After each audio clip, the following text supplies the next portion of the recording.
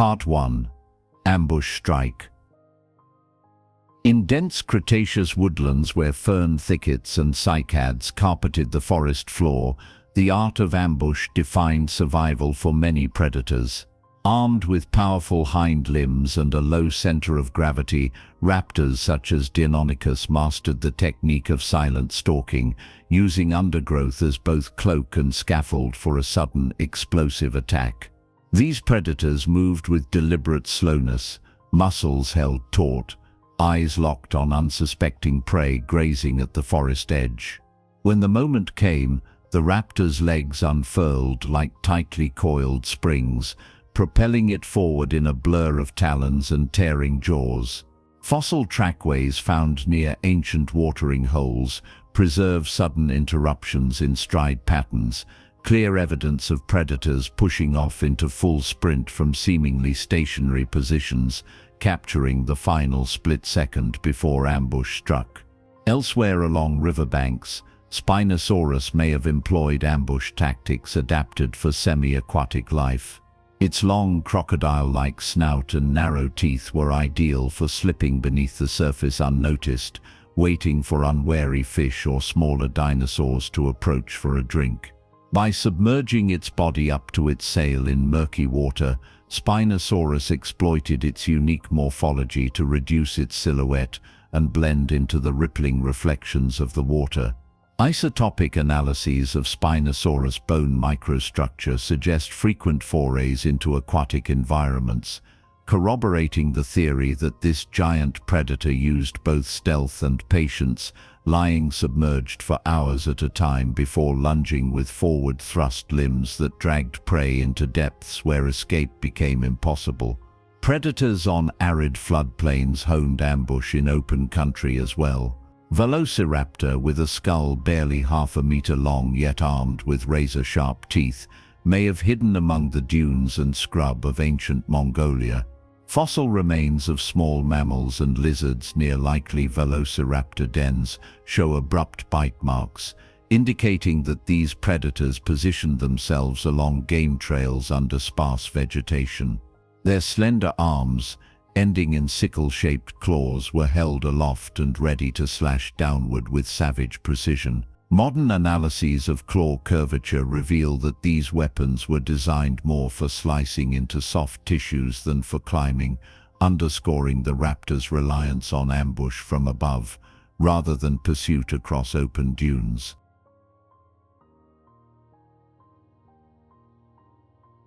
Ambush tactics extended to pack hunters such as Albertosaurus, which may have coordinated group strikes by fanning out around prey and converging in a synchronized pounce.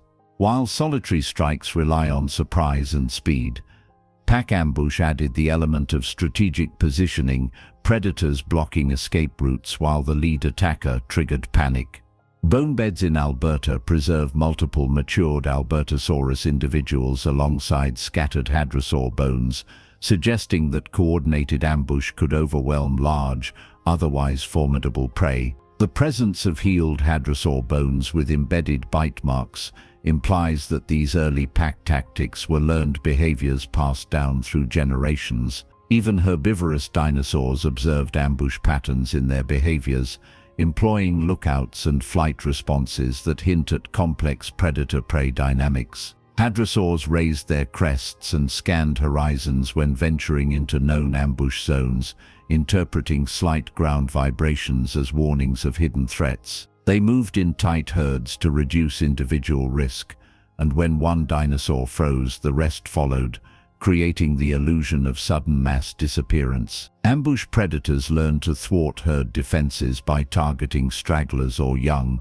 whose sudden collapse could trigger confusion, breeding more opportunities for the next strike. In swampy coastal forests, crocodile-like alligatoroids stalked from behind mangrove roots, using their armored hides to mimic submerged logs. Their jaws, lined with conical teeth, snapped shut in a waterborne version of the ambush strike, dragging turtles and small dinosaurs beneath the surface. Fossil turtle shells found in sediments displayed deep bite scars consistent with powerful dorsoventral crushes, evidence that these reptiles lay motionless until muscle tension released in a deadly clamp. Such ambush specialists combined camouflage, patience, and raw bite force to dominate aquatic niches.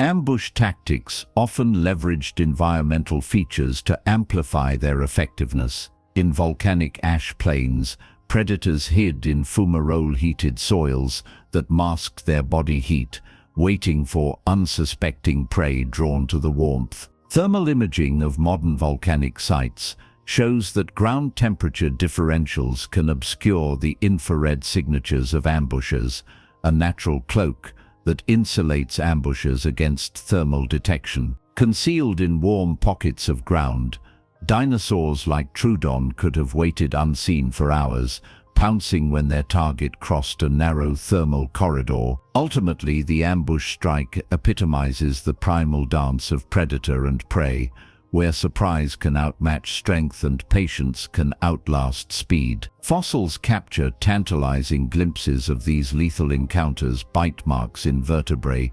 disarticulated skeletons scattered among vegetation molds, and trackways interrupted by sudden bursts of motion. As we piece together these ancient mysteries, the ambush emerges not merely as a tactic, but as a crucible of evolutionary innovation, shaping the anatomy, cognition, and behaviors of the most formidable killers in Earth's history.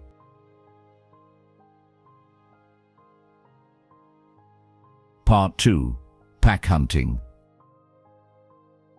In the wide floodplains of the late Cretaceous, the emergence of coordinated pack hunting transformed predators from solitary ambushers into formidable teams capable of taking down prey far larger than any single individual. Evidence from bone beds in what is now Alberta reveals clusters of adult and subadult Gorgosaurus skeletons intermingled with hadrosaur remains, suggesting these tyrannosaurids did not simply converge on a carcass, but hunted together. Their gregarious behavior required complex communication and social bonds to orchestrate attacks, in which one predator would distract the prey while others closed in for the kill. Such tactics multiplied their effectiveness and expanded the range of suitable prey to include massive dinosaurs that roamed the plains in towering herds. Beyond the large theropods, smaller raptor species also exhibited pack behaviors that allowed them to subdue prey many times their weight. In Mongolia's Gobi Desert, fossil sites contain multiple velociraptor specimens associated with protoceratops skeletons in positions implying a deadly encounter. While earlier interpretations focused on a chance burial, newer analyses suggest that raptor families may have cornered the horned dinosaur at the edge of dunes and cooperatively attacked its flanks.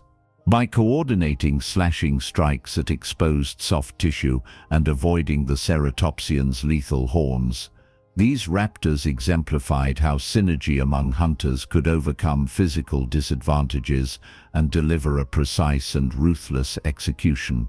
Cooperative hunting also appears in spinosaurs, whose semi-aquatic habits might have extended to pack dynamics along riverbanks.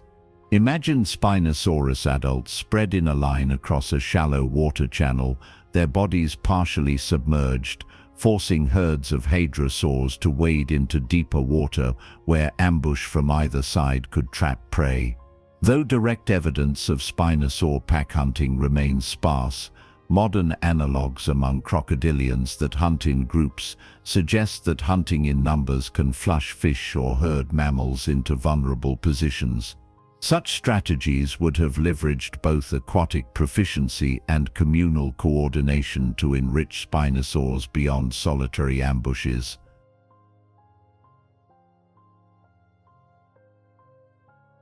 Marine pack hunting reached its apex among mosasaurs in the western interior seaway. Fossils of Mosasaurus found alongside plesiosaur remains hint at cooperative hunts in which large mosasaurs encircle schools of fish or squid, herding them into tight balls before striking in unison. The biomechanics of mosasaur tails and robust forelimbs enabled rapid bursts of speed and precise maneuvering, while synchronized lunges from multiple individuals increased hunting success. The timing required for such teamwork implies a level of social complexity unseen in most modern marine reptiles and speaks to the evolutionary premium placed on collaboration in resource-rich yet fiercely competitive seaways. Evidence of pack hunting extends to the skies as well. Pteranodon fossils from the Niobrara chalk show group, concentrations of skeletons aligned in the direction of prevailing winds, suggesting flocking behavior analogous to modern seabirds. While soaring above ancient seas, they likely coordinated dives to snatch fish from the surface, tracking each other's movements to herd schools and minimize escape routes. Their elongated jaws and slender teeth, once thought to serve solo hunters, may instead have acted in concert to create multi-directional strikes, overwhelming schools of fish with a barrage of beaks. On land, the success of pack hunting reshaped prey, species behaviors and anatomies. Hadrosaurs in regions with abundant theropod packs evolved more vigilant herd structures with sentries placed on elevated ground. Foreshadowing modern keystone species interactions, these ancient sentinel systems synchronized group movements at the first sign of danger. Fossilized trackways show variably spaced herds, adopting circular formations when threatened, a communal defense reminiscent of bison walling forms. These prey adaptations in turn likely drove predators to refine their coordination, leading to an evolutionary arms race of strategy over size.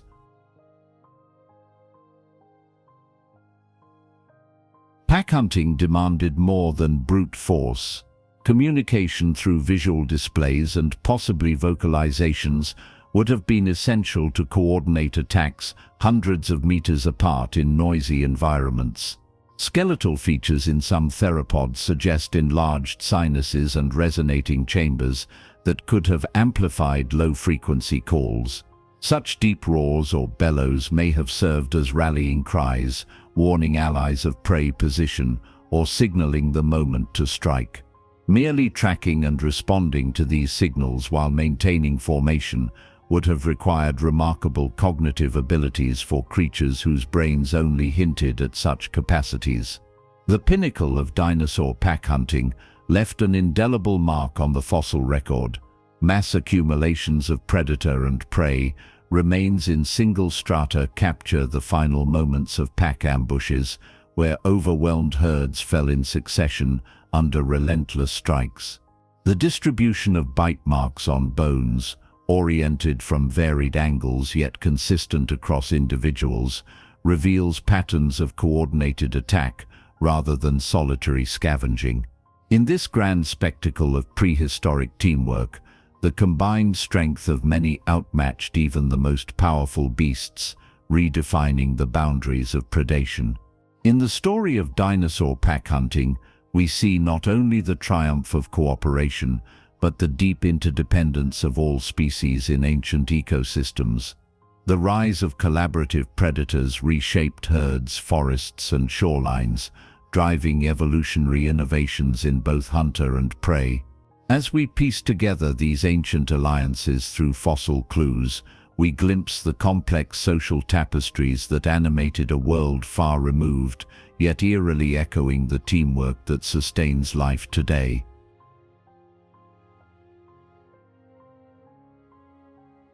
Part 3. Stealth Stalk. In the twilight shadows of coniferous forests, some theropods perfected the art of the stealth stalk, creeping closer to prey with uncanny silence. Troodon, with its large forward-facing eyes and feathery covering, may have moved under the cover of dusk, using dim light advantages to approach ungulates browsing ferns. Its long legs and slender body left only faint depressions in the soft soil, betraying no hint of the predator yet to strike.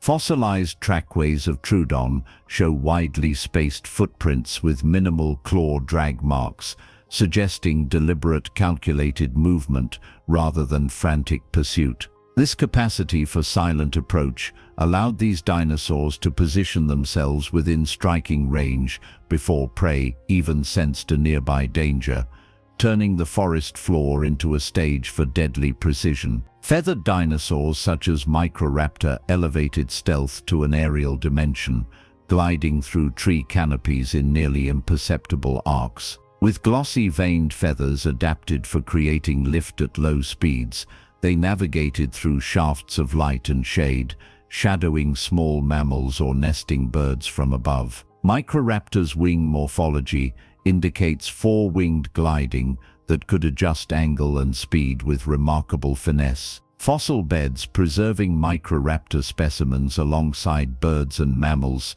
suggest that these gliders used the element of surprise at dawn and dusk to snatch unsuspecting prey from branches and ground alike, executing an aerial stealth attack under a veil of living camouflage. In coastal swamps, didactyl predators such as Raptor employed stealth in watery environments. Its long neck and narrow skull allowed it to slip among mangrove roots, head barely skimming the brackish water surface. By minimizing movement and relying on slow, controlled neck extensions, it could pluck fish and crustaceans from beneath root tangles without stirring murky currents. Raptor's teeth were finely serrated like combs, perfect for gripping slippery prey, and its hind limbs moved with quiet deliberation in the muck. The fossil association of Raptor bones with mangrove pollen points to a specialized niche in which stealthy wading replaced brute force,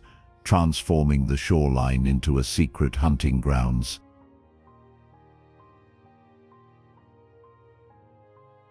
Even among giant theropods, stealth stalk played a role. Tyrannosaurus rex, despite its immense size, may have used low ground pressure from its massive but broad feet to approach prey across muddy floodplains without warning. Its advanced olfactory bulbs detected subtle shifts in wind direction, allowing it to avoid alerting horned dinosaurs downwind. Bone pathology in ceratopsians indicates sudden fatal blows from behind, suggesting T. rex lurked beyond sightlines before lunging with incredible speed for an animal of its stature. Such behavior implies that this apex predator combined stealth and sheer power to maximize hunting success, turning its bulk into a psychological as well as physical weapon. Small ornithomimids like Gallimimus blended stealth with endurance as they stalked either in small flocks or alone, mimicking the soft footfalls of herbivores.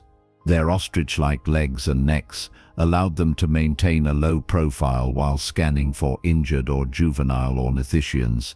Suspected group hunt patterns show Gallimimus circling herds, using quiet steps to herd individuals toward ambush points set by faster predators.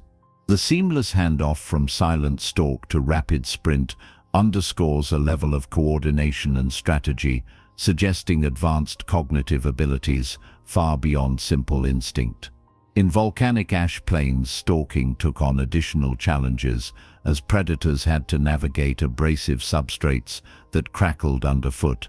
Deinonychus, equipped with sharp recurved claws, may have used terrain advantages such as fissures and ash dunes to muffle its approach, stepping onto hardened lava pillows or volcanic boulders to minimize noise. The worn tips of Deinonychus claws preserved in mudstone indicate frequent use for gripping irregular surfaces, evidencing an adaptability in stealth tactics across varying terrains. In these ghostly landscapes, predators had to be masters of silence in environments that actively betrayed movement.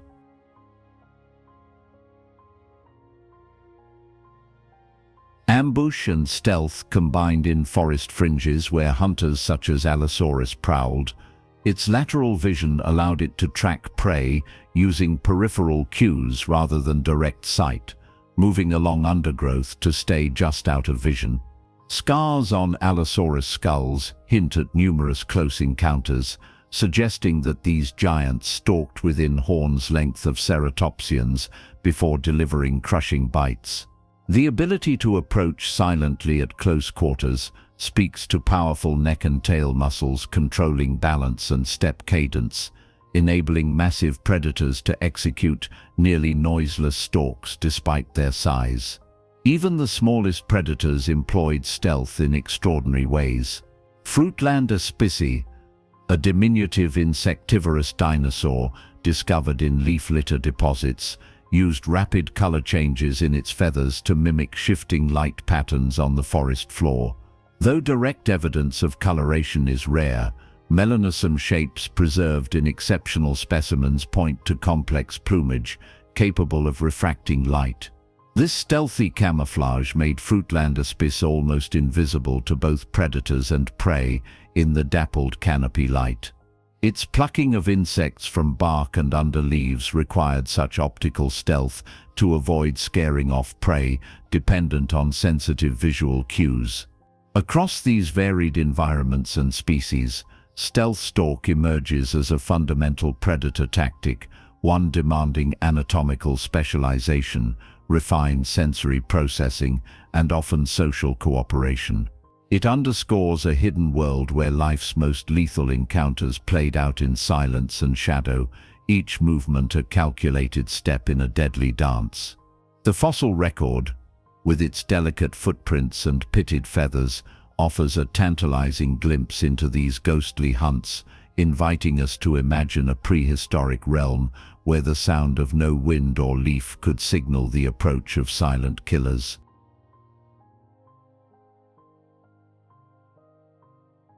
Part 4. Flanking Move. In the sweeping plains where duck-billed dinosaurs grazed in sprawling herds, the flanking move emerged as a refined hunting strategy that leveraged both terrain and teamwork. Tyrannosaurids such as Daspletosaurus would position themselves on opposite sides of a migrating hadrosaur pack, using slight rises in the ground and shrub clumps to conceal their presence. As the herd advanced toward a water source, the coordinated predators closed the net, converging from flanks at calculated angles. This maneuver forced the prey into a narrow funnel between the attacking predators, reducing the herd's ability to scatter and increasing the likelihood of isolating a weaker individual. Fossilized trackways captured in sandstone reveal converging lines of footprints that trace this pincer action, leaving behind a mute blueprint of a hunt executed with mathematical precision. On forested slopes, velociraptor squads exploited the flanking move to trap nimble prey, such as protoceratops in the tangled roots and fallen logs. One raptor unit stealthily crept along the forest edge, while another circled upwind to drive the ceratopsian toward its concealed allies. The horned dinosaur, sensing danger from one direction, would bolt blindly toward the opposite side only to stumble into the waiting jaws of raptors. The skeletal remains of protoceratops found in contested death grips with velociraptor illustrate this desperate struggle where multiple carnivores delivered coordinated attacks to vital areas. The depth of tooth punctures on rib bones and fused vertebrae reflects the synchronized precision of flankers striking alternately at flanks and hindquarters. In open floodplain waters, Saurolophus herds found themselves vulnerable to semi-aquatic predators mastering a water-based flanking tactic. Spinosaurus individuals patrolled the shoals in staggered formations, one gliding just beneath the surface while another fanned out along the bank. As hadrosaurs ventured into shallow waters to drink, the underwater flanker hit first, snapping its long jaws around a hind limb and dragging it underwater. Simultaneously, the bank flanker severed escape routes, its claws slashing at the tail to immobilize the victim. Such dual water-land coordination required timing and territory awareness that elevated Spinosaurus from lone hunter to choreographed predator.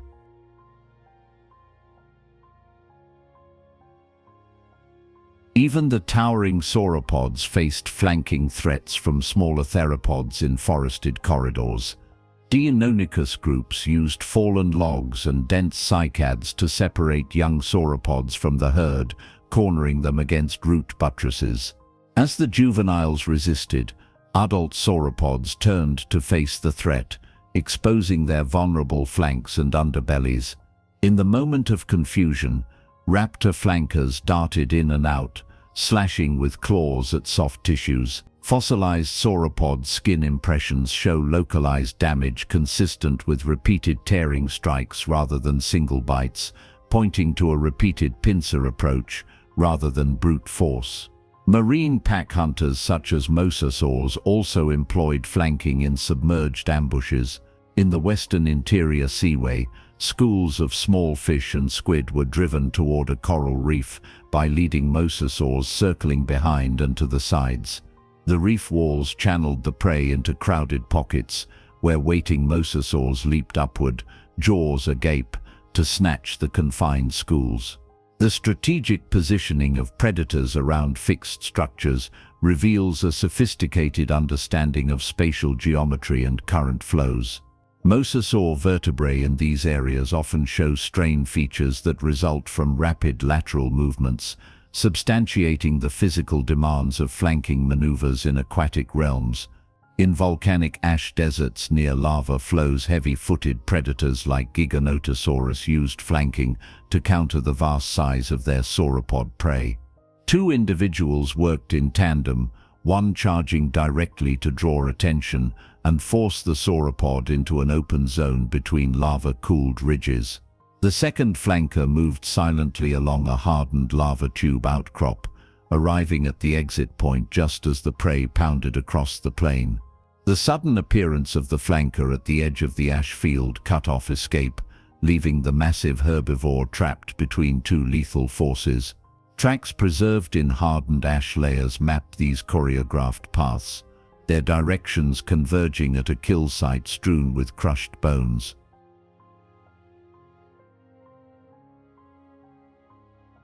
Smaller predators like Troodon perfected flanking on rocky slopes where nimble climbing and balanced footfalls gave them an advantage. Hunting ground-dwelling lizards, Troodon would split into two groups that ascended opposite sides of rocky spines. By coordinating pauses and calls using low-frequency sounds carried in rock vibrations, the two flanking parties maintained synchronicity. When the lizard attempted to flee down the slope, it found both escape routes blocked, forcing it into narrow crevices where small teeth and slender claws could deliver swift, fatal bites. Fossilized lizard skeletons in these crevices often show clustered tooth marks on vertebrae, evidence of a calculated ambush from both sides. The flanking move stands as a testament to the cerebral evolution of predators across myriad environments. It required spatial awareness, communication, and an ability to anticipate prey reactions.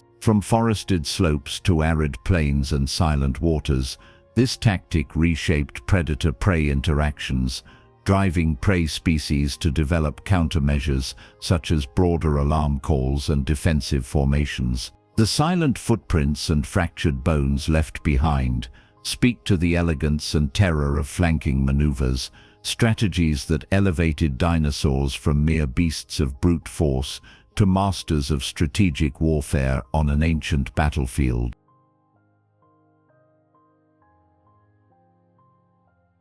Part 5. Tail Whip.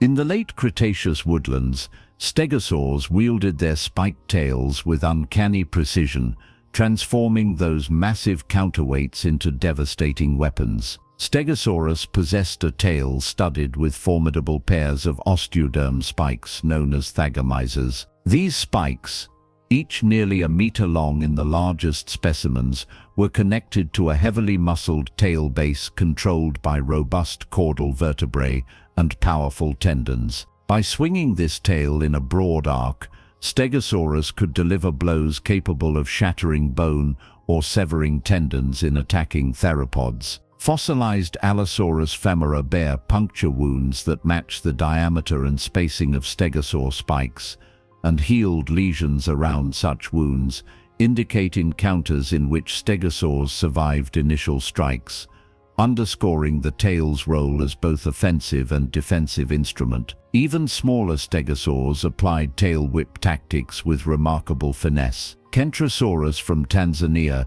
had elongated spikes arrayed further down its tail, allowing it to strike at different heights and angles. By coiling its tail to one side and then uncoiling with explosive force, it could target the underbelly of a pursuing predator where protection was minimal. Biomechanical models show that a swift tail flick could generate forces exceeding half a ton at the tip, delivering concussive impacts that would stun or disable attackers. Footprint sequences found in Morrison Formation trackways record a sudden shift in tail drag marks, coinciding with theropod pursuers cutting their chase, evidence of the moment when the flailing tail sent a predator staggering away. Ankylosaurs perfected tail whip into a living mace, constructing their tail clubs from fused vertebrae and ossified tendons that formed a solid mass overlying the final caudal segments. Euoplocephalus, a well-known ankylosaur from Canada, built clubs weighing over 50 kilograms that swung with surprising speed and momentum. Studies of ankylosaur tail articulation suggest that the immense tail musculature allowed lateral swings of nearly 180 degrees, enabling clubs to strike both flanks and behind. Enamel microfossils discovered embedded in ankylosaur club surfaces record traces of crushed bone and ridges matching raptor tooth serrations, telling us that ankylosaurs did not hesitate to counterattack mounted or sprained flank injuries.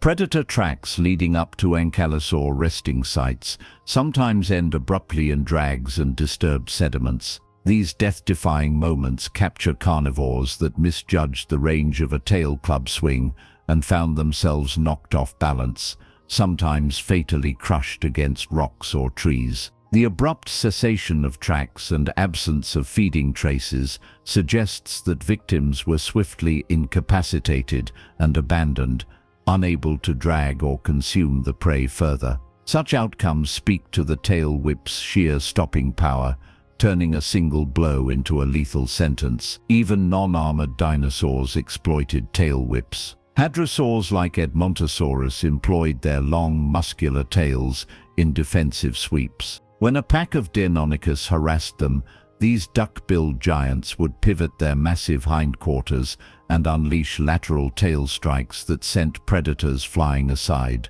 The lateral muscle pads preserved in hadrosaur tail fossils indicate a surprising capacity for quick side-to-side movements, a flexibility once thought unnecessary for bulkier herbivores. Bite marks on Deinonychosaur limb bones matching hadrosaur vertebral muscle attachment points confirm that hunted raptors could receive crippling blows if they closed too quickly. Marine plesiosaurs harnessed a version of the tail whip underwater, using their laterally flattened tails to generate rapid side thrashes that produced shockwaves in water. Elasmosaurus fossils suggest a whip-like tail structure capable of momentary high-speed movements. Prey fish caught in a sudden whirl of water would be stunned or disoriented, allowing plesiosaurs to scoop them into tooth-lined jaws. The physics of underwater tail whip differs from land-based versions, as the denser medium amplifies pressure waves, turning the tail into both a kinetic weapon and a means of creating suction that drew prey toward a waiting snout.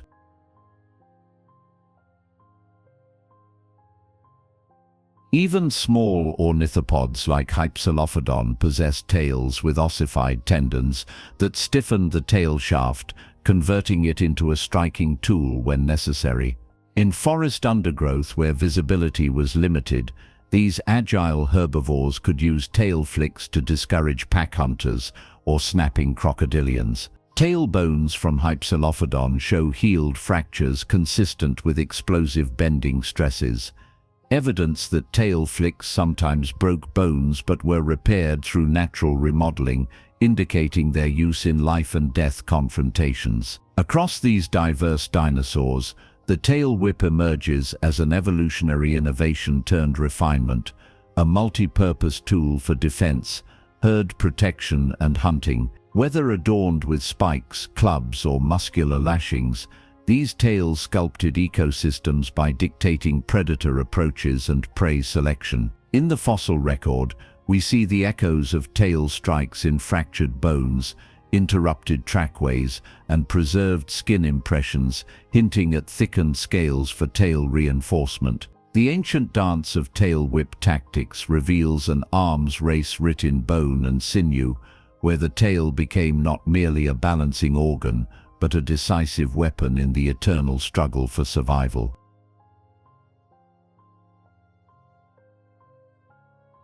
Part 6. Neck Grab.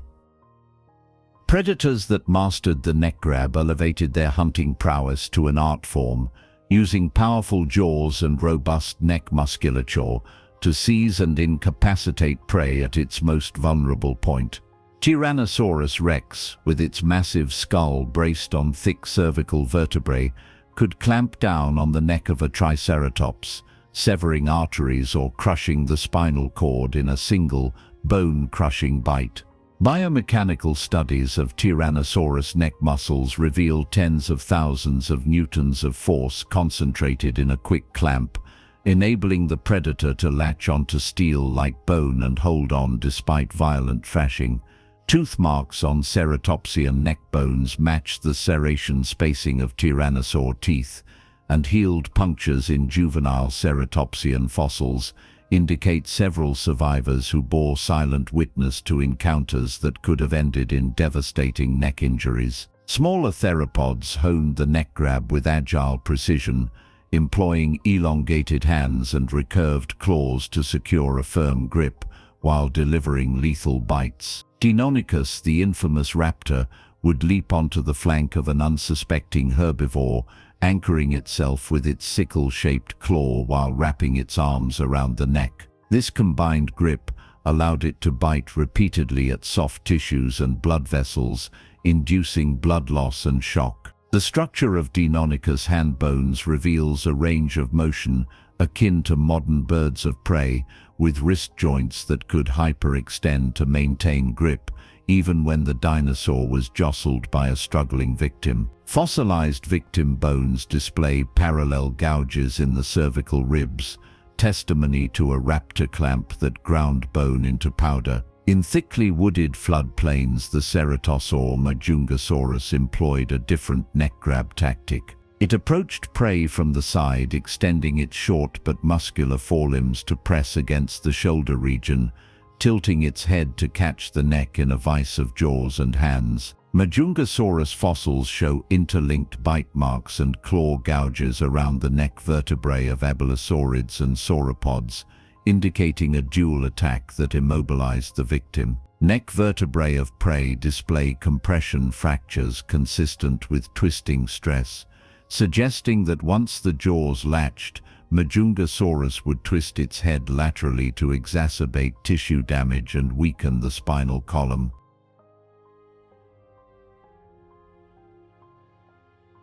Spinosaurus may have extended neck grab techniques to semi-aquatic hunts, using its slender but elongated skull and jaws to clamp onto fish and small crocodiliforms as they darted in murky waters. Its neck, supported by elongated neural spines and thick muscle attachments, acted like a spring-loaded grappling hook. As fish struggled, the Spinosaur would tighten its jaws, using backward-sloping teeth to prevent escape. The curvature of Spinosaur teeth indicates a directional grip that let prey slide in, but not back out. Embedded fish scales and bony debris in Spinosaur jaw fossils confirm repeated neck grabs in underwater ambushes, a chilling portrait of prehistoric underwater fishing. Herbivores too demonstrated defensive neck grabs to protect themselves. Pachycephalosaurus, with its thick domed skull, likely used head-butting and lateral thrusts to clamp onto predators' snouts or necks in desperate defense. Cranial histology of pachycephalosaurs reveals dense bone layers capable of withstanding massive impacts. In rare fossil assemblages, skin impressions show pachycephalosaur neck scales forming a pad that could cushion a predator's initial bite, giving the herbivore time to shove its head under the predator's jaw and lever it upward. Such counterattacks could snap the predator's jaw or dislocate muscles, turning the hunter into the hunted.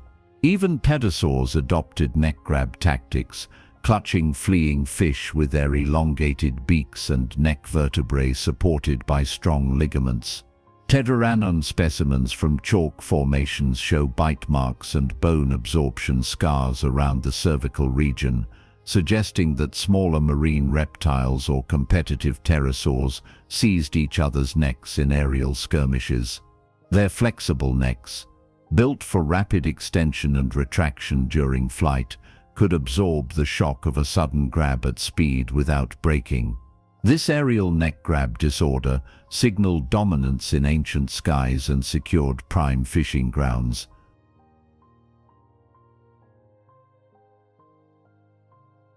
The neck grab required not only raw power but also precise anatomical adaptations. Predators developed robust cervical ribs that stabilized the vertebrae against torsion and compression. Muscle scars on fossil neck bones mark the attachment of hypertrophied epaxial and hypaxial muscles tuned for sudden clamps rather than continuous support. These features underscore a specialization distinct from mere head shaking or biting. The neck grab is an evolutionary hallmark of predators that targeted the vulnerabilities of prey, turning neck vertebrae from support structures into focal points of lethality. In the fossil record, we find cervical bone injuries that tell a tale of ancient neck grabs, puncture wounds aligned with dental patterns, and healed vertebral traumas indicate that some prey escaped initial grabs, only to succumb later from infection or paralysis. These survival scars illuminate the intensity of the struggle at the moment when predator and prey locked necks in a battle of strength and will. The neck grab remains one of the most dramatic tactics in dinosaur predation, a testament to the lengths creatures went to secure sustenance and the evolutionary arms race that sculpted their fearsome anatomies.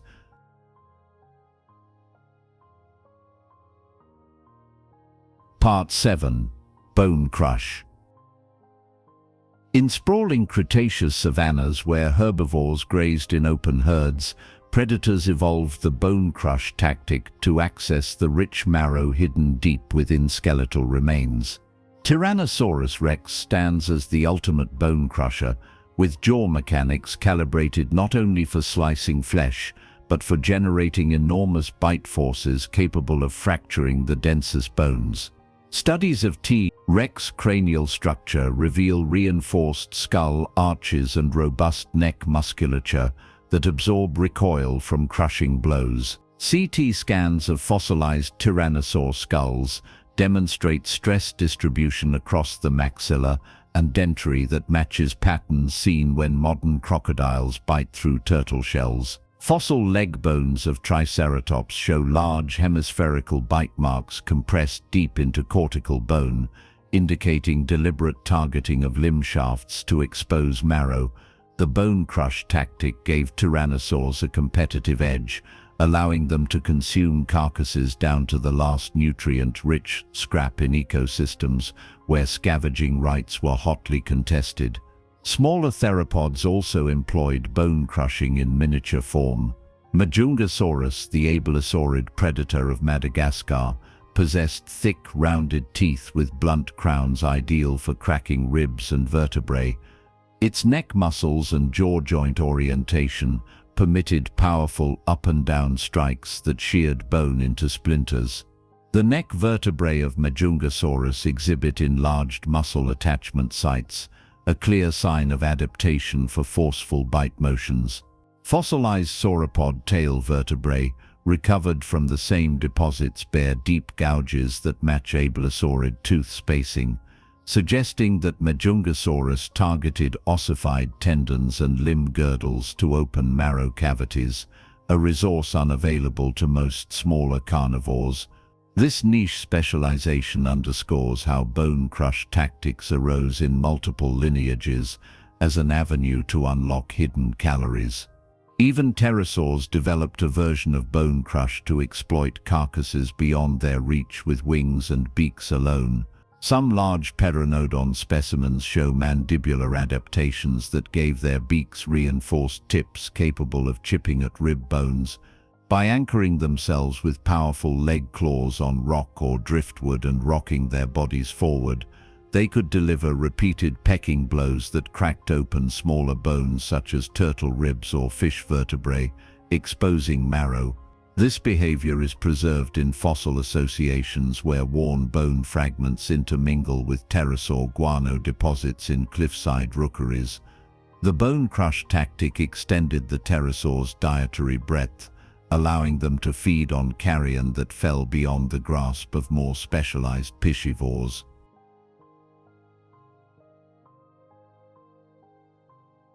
Marine reptiles too embraced bone crushing. Along coastal shelves, mosasaurs such as Prognathodon had reinforced jaws and bulbous teeth adapted for grasping and crushing. Fossilized turtle shells and ammonite conch recovered from marine canyon deposits bear distinctive mosasaur bite indentations and radial fractures emanating from crush points. The mosasaur's cartilaginous jaw support allowed slight flex under load, distributing force across multiple teeth and shattering shells in a single clamp. By venting prey into open mouths of spinning water, mosasaurs ensured any fragments would be swallowed whole or further processed by throat muscles. Bone crush turned hard, shelled prey into easy meals, illustrating convergence of crushing adaptations in land and sea. Bone crush demanded precise control of bite angle and force. Ceratosaurus from North America used its mid-length skull and recurved teeth to target specific skeletal elements, such as rib flanges and shoulder girdles. Its bite marks on Allosaurus bones show a preference for epipodial shafts, suggesting that Ceratosaurus scavenged carcasses by extracting marrow from now helpless rivals. The lateral muscle attachments on Ceratosaur's cervical vertebrae indicate wide gape angles that allowed them to swing their heads side to side, grinding bone edges against each other like a nutcracker. This grinding motion separated meat from bone and abraded ridge surfaces until access to the inner marrow was achieved. Carnivorous mammals that emerged post-Cretaceous inherited the bone crush approach. Early hyenodonts developed robust premolars and reinforced jaw joints to crack open limb bones of primitive ungulates. Their skulls show enlarged sagittal crests for muscle attachment, a feature paralleling tyrannosaurids. This convergence across tens of millions of years underscores the evolutionary advantage of bone crush in ecosystems where competition for fresh meat was fierce. By breaking open bones, hyenodonts accessed vital nutrients and minimized waste, setting the stage for the later success of hyenas and other scavengers.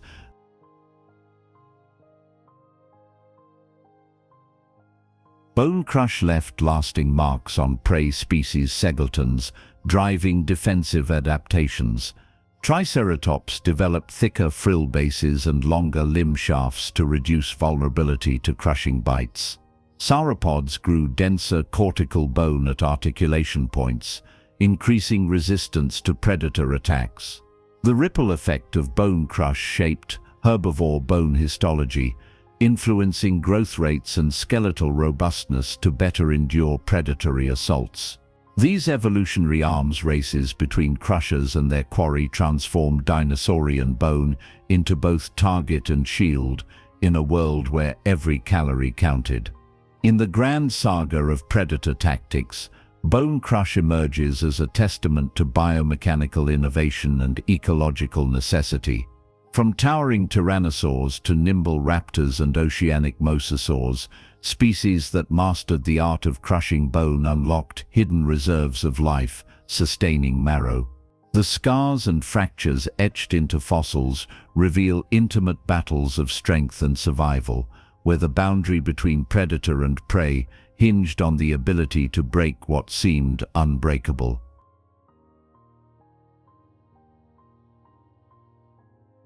Part 8. Bite and Shake. In the arid badlands where ceratopsians grazed among drought-hardened shrubs, tyrannosaurids perfected the bite and shake as a brutal finishing move. After securing a crippling bite on a vulnerable area such as the base of a horn or the flank behind the forelimb, these predators would retract their jaws and then rapidly oscillate their massive skulls from side to side, tearing flesh and weakening bone with centrifugal force. The violent shaking generated shearing stresses far beyond what a single bite could inflict, effectively transforming living tissue into ragged strips. Fossilized horn cores of Triceratops exhibit long slashes through keratin sheaths and underlying bone, consistent with the twist marks of a bite and shake sequence. Muscle insertion scars on Tyrannosaur neck vertebrae suggest robust ligaments and musculature, evolved specifically to withstand and power these lateral strikes, underscoring the importance of this tactic in their hunting repertoire. Smaller dromaeosaurs applied a miniature version of bite and shake to subdue quick and agile prey. Deinonychus, once latched onto a midsection with its jaws, executed rapid lateral rotations of the head, wrenching internal organs and soft tissues until the prey ceased movement. Their lightly built skulls and flexible necks, while incapable of the raw power of a tyrannosaur, allowed faster oscillations that amplified tearing. This swift bite and shake method minimized exposure to counterattack from hooved dinosaurs or other raptors by ending struggles rapidly. Bite marks on early mammal bones found alongside Deinonychus fossils reveal parallel furrows in rib bones and vertebrae, testament to a technique that transcended size and inspired diverse predators to adopt similar tactics. In swamp forests, the gigantic Sarcosuchus faced armored prey like large turtles and armadillo, like ankylosaurs. After gripping a shell edge with its forceful jaws, it thrashed its enormous head and neck in violent shakes, cracking carapaces with bone-splintering force. Shell fragments embedded in ancient muds bear concentric rings of crushing and shear fractures radiating from impact points. This crocodilian practice of bite and shake likely influenced theropod behaviors.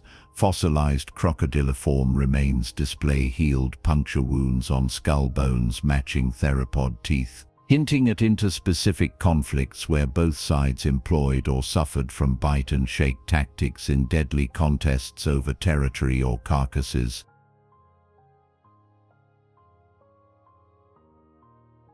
Even smaller insectivorous dinosaurs like oviraptorids used bite and shake on shelled eggs. After prying an egg from a nest with their toothless beaks, they clamped down on the shell and jittered their skulls to crack open the calcite casing. Microstructures preserved in broken eggshell edges reveal jagged fracture patterns indicative of twisting stresses rather than simple pressure. This egg robbery technique allowed Oviraptor to harvest the rich yolk within, a strategy so effective that fossil nests often show clustered remains of eggs cracked open in distinct bite and shake patterns, mapping the precise locations where each dinosaur shook egg contents into its waiting mouth. Plesiosaurs hunting schools of fish in shallow seaways employed a marine variant of bite and shake. With their long necks free to arc through water, they clamped schools of fish near the tail and then surged sideways, whipping the fish in circular motions. The resulting turbulence stunned or killed multiple prey in a single motion. Fish fossils collected near plesiosaur skeletons often show multiple, randomly oriented puncture wounds and sheared vertebrae, a signature of underwater bite and shake that maximized feeding efficiency in fluid environments. These aquatic predators adapted neck musculature to resist water resistance during shaking motions, reflecting fine evolutionary tuning. Large herbivores learned to counter this brutal tactic by strengthening vulnerable areas. Ankylosaurs developed heavily ossified vertebral plates and reinforced skin armor around the neck and underbelly. Injured ankylosaur fossils show calcified calluses along the lower flanks, where tyrannosaur bites repeatedly shook the flesh. These protective adaptations testify to a long evolutionary arms race, where predators bite and shake spurred prey to bolster their natural armor, further shaping dinosaurian morphology and behavior in a dynamic feedback loop.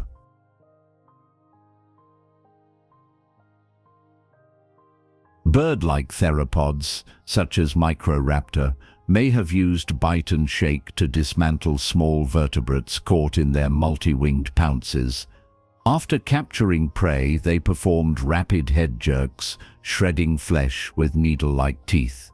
Feather impressions around the neck region in some Microraptor specimens reveal reinforced down feathers that might have protected the predator's own neck during these violent shakes. This dual role of feathers in both flight and defense highlights the complex interplay of anatomy and behavior needed for sustained bite and shake maneuvers in smaller, more delicate species. Across land and sea, bite and shake emerges as one of the most versatile and deadly predation tactics, demanding precise anatomical adaptations and remarkable neural control. From massive tyrannosaurs to tiny egg-eaters, dinosaurs employed this mechanism to exploit every available food source. The fossil records, fractured bones and dispersed shell fragments stand as silent markers of ancient moments when predator strength met prey vulnerability in a violent dance of bite and shake, a dance that left indelible marks on the bones of every creature that dared to be captured.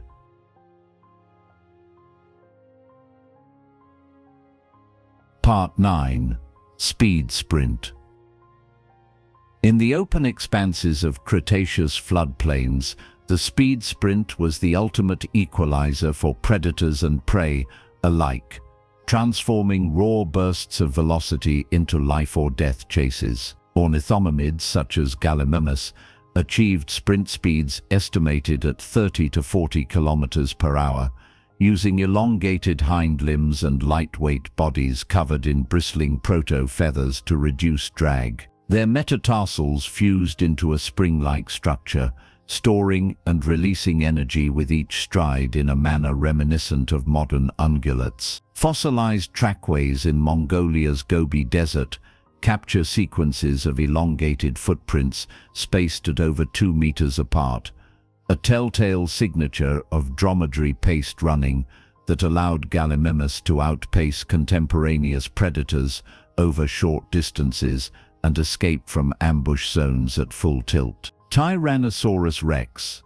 despite its massive bulk, may have sprinted at speeds upwards of 15 to 20 kilometers per hour in short bursts, combining powerful thigh musculature with a robust pelvis specially configured to anchor muscles that generate explosive forward propulsion. Skeletal reconstructions indicate elongated caudal rods and ossified tendons in the tail provided stiff counterbalance during high-speed runs, preventing the enormous head from pitching forward. Foot bones exhibit thickened cross-sections for shock absorption, pointing to repeated high-impact landings. Rex used speed sprints to close distances rapidly, covering tens of meters in mere seconds and catching prey by surprise before switching to slower but more forceful tactics, such as bone crush or bite and shake. Among the smaller coelurosaurs, Velociraptor honed speed sprints with astonishing agility, weaving through forest undergrowth at up to 25 kilometers per hour. Its hollow bones and lightweight frame enabled quick acceleration, while its backward curved toe claw served both as a braking device and an additional grip during sudden turns. Analyses of Velociraptor limb proportions reveal a high proportion of fast-twitch muscle fibers, ideal for rapid bursts of speed. Fossilized trackways found alongside Protoceratops skeletons show raptor tracks abruptly accelerating, then decelerating as they navigated tight turns around obstacles, highlighting the nimble combination of speed and maneuverability used to corner evasive quarry.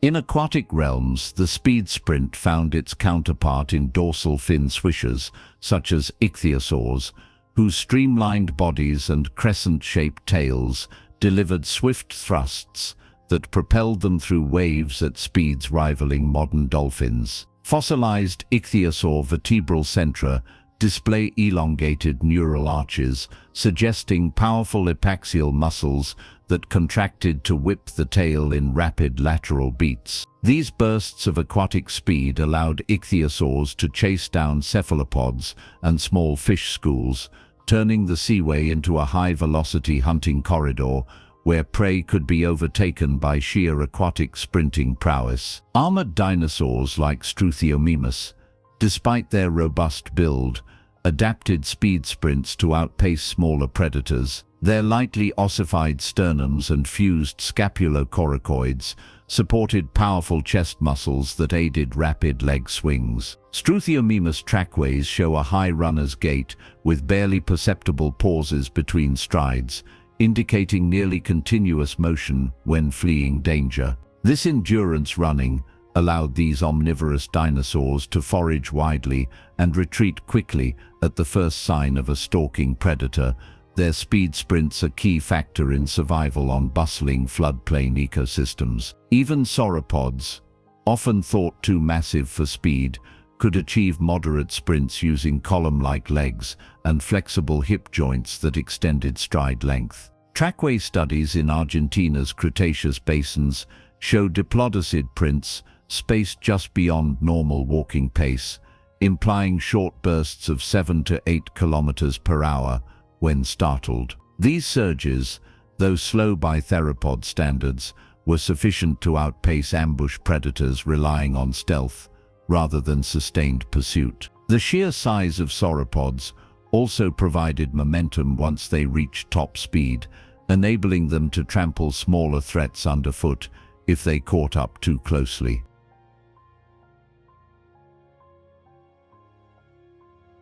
In dense jungle undergrowth, some predators combine speed sprints with agility to outflank armored prey. Microraptor, using its winged limbs for brief flapping bursts between glides, could achieve rapid forward motion and then pivot into a glide before resuming the sprint on land. This hybrid locomotion blurred the line between aerial and terrestrial pursuit, allowing small dinosaurs to chase prey across fractured habitats where neither full-throttle running nor passive gliding alone would suffice. Fossilized feather impressions in trackway muds indicate slipstream patterns consistent with alternating sprint and wingbeat sequences, a prehistoric blueprint for mixed-mode chases. Human fascination with the speed sprint tactic echoes in modern athletics and robotics, where engineers study dinosaur limb mechanics to build faster machines and athletes visualize the anatomy of speedy theropods.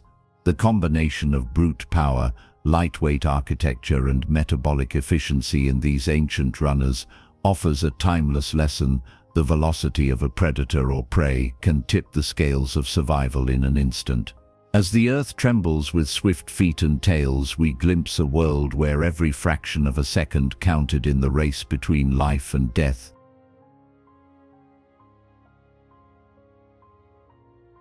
Part 10. Aerial Lunge.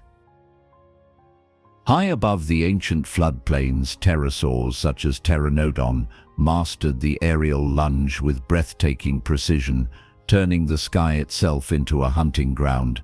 With wingspans exceeding 6 meters and slender beaks tipped with sharp points, these flying reptiles exploited wind currents to gain speed and height before executing a rapid downward thrust into schools of fish near the water surface. As they approached the shimmering mirror of the ancient inland sea, they tucked their legs beneath their torsos and arched their necks forward, transforming their bodies into living missiles. The impact sent fish scattering in all directions, but the pterosaur's hooked crest guided them back toward its open jaws.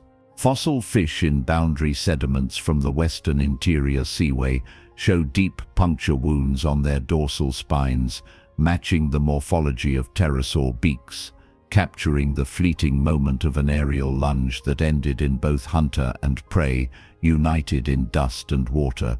Smaller winged dinosaurs such as Microraptor applied a similar tactic among the sun-dappled canopies of primordial forests. Four-winged Microraptor individuals would perch on slender branches above layers of dense fern undergrowth, scanning for small mammals and lizards as they moved across the forest floor.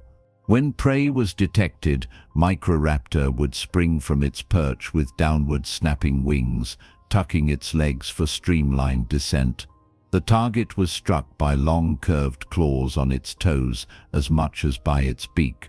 Embedded talon impressions in fossil reptile bones from Liaoning deposits show a match to Microraptor pedal claws, evidence that this aerial lunge tactic extended beyond pterosaurs into feathered dinosaurs, merging aspects of avian and reptilian predation. In open coastal regions, early birds such as Ichthyornis honed the aerial lunge into an elegant fishing strategy. With both wings and tail providing precise steering control, Ichthyornis would dive almost vertically from soaring altitudes, extending its feet like landing gear and using long pointed toes to snatch small fish just below the surface. The sudden break in the water created a spray of droplets frozen in time in the rock record, while trace fossils of wingtip feathers embedded in lagoonal limestones mark the final flapping strokes as the bird powered away. Bone microstructure analysis of Ichthyornis reveals lightweight but strong leg bones that absorbed impact forces repeatedly during these hunting dives, showcasing an evolutionary trade-off between fragility for flight and resilience for strike.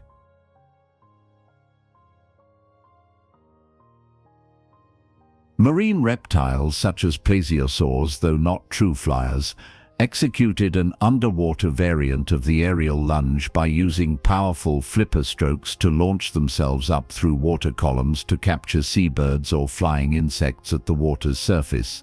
Fossilized plesiosaur vertebrae show healed stress fractures in neck vertebrae consistent with repeated subaqueous strikes against hard surfaces. These remarkable lunges required plesiosaurs to accurately judge buoyancy and water resistance, rising at a near vertical angle to seize aerial prey before gravity pulled them back below the waves. Such behavior pushed the limits of reptilian physiology, demonstrating that lunge tactics extended across mediums in the late Mesozoic. Even the giants of the air such as Quetzalcoatlus embraced the aerial lunge to surprise terrestrial prey. With wingspans rivaling modern small airplanes, these colossal pterosaurs could glide over open plains and then commit to a feet-first lunge into small herds of juvenile dinosaurs or mammals. Their long legs forked at the end into hoof-like tips that delivered bone-crushing impacts on contact. Trackways preserved in sedimentary slabs record deep impressions consistent with sudden weight shifts from wing to leg, marking the precise moments these giants committed fully to ground strikes. Quetzalcoatlus fossils exhibit robust ankle joints capable of absorbing tremendous loads, a testament to the structural reinforcement required for such monumental aerial lunges. Aerial lunge tactics demanded more than speedy dives. Hunters needed acute vision to spot prey from high altitudes. Pterosaur eye sockets contained enlarged optic lobes and sclerotic rings that suggest adaptations for sharp focus both in sunlight and low-light conditions. The timing of the aerial lunge depended on judging water surface reflections and ripples caused by prey movement. Optical experiments on modern analogs show that slight distortions in mirrored surfaces can betray a fish's location from dozens of meters above, a visual cue exploited by pterosaurs and early birds alike. The fossil record's preserved eye anatomy provides a window into the sensory sophistication that underpinned the aerial lunge.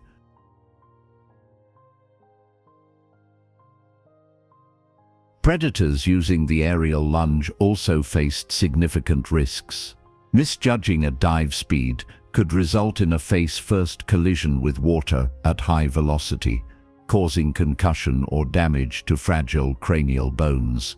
Fossil skulls of diving pterosaurs sometimes show healed fractures around the snout region, suggesting accidents in the pursuit of prey.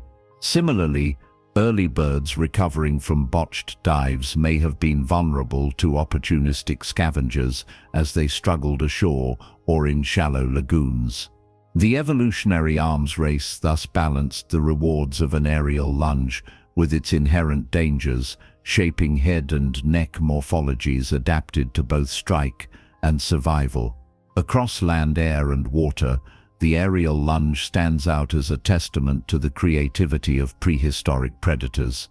Whether plummeting from cloud shadows or surging through sunlit shallows, dinosaurs and their kin exploited gravity and momentum in spectacular fashion. The fossil imprints of fractured feathers, embedded talon scars, and disturbed ripple marks in ancient sediments capture moments of high drama, each one a fleeting yet unforgettable strike where the sky itself became the predator's launching pad.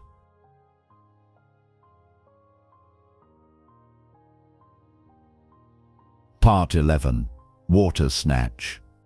Along sun-drenched riverbanks and swampy lagoons, predators perfected the water snatch, a tactic that combined stealth, agility, and precision to capture prey at the water's edge. Crocodiliforms such as Deinosuchus, the terror crocodile of the Campanian seas, lay submerged in river shallows, barely exposing their nostrils and eyes above the surface. Their scaly hides blended seamlessly with murky water, rendering them nearly invisible. When herds of hadrosaurs or ceratopsians approached to drink, Deinosuchus would explode upward, jaws gaping wide, snapping shut around a limb or torso. Biomechanical models of Deinosuchus skulls indicate reinforced palatal and mandibular bones capable of withstanding immense hydrodynamic pressures during lunges, and matching prey bones show deep crushing and puncture marks consistent with a sudden, powerful snatch from the water's depths. Smaller crocodiliforms like Bernisartia exploited a miniature water snatch to catch fish and amphibians. Lurking beneath floating vegetation in narrow tannin-stained streams, they lunged sideways with lightning speed, their slender jaws clamping around unsuspecting frogs. Once secured, they performed a twisting shake, combining bite and shake with water snatch to immobilize the prey before swallowing it head first. Fossilized frog skeletons in early Cretaceous deposits display disarticulated limbs and crushed skulls, a signature of small crocodiliform water snatch tactics that relied on rapid strikes and rotational force in murky shallows. Plesiosaurs of the Jurassic, apex hunters of marine realms, elevated the water snatch to terrifying new heights. With massive dolphin-like bodies and gigantic heads, they cruised just below the surface before powering upward in a vertical breach to seize seabirds resting on calm waves. Their jaws, lined with conical teeth, clamped onto wings or necks before they plunged back into the sea, dragging victims beneath the surf. Plesiosaur vertebrae recovered near coastal chalk beds show healed stress fractures, consistent with repeated vertical thrusts to launch their bulk from water, evidence that these marine predators risked breaching trauma to snatch aerial or surface prey.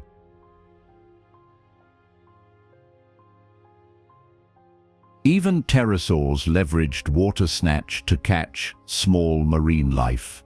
Thalassodromeus, with its specialized cranial crest and long beak, flew low over coastal shallows, skimming its beak across the water surface to snare fish and crustaceans.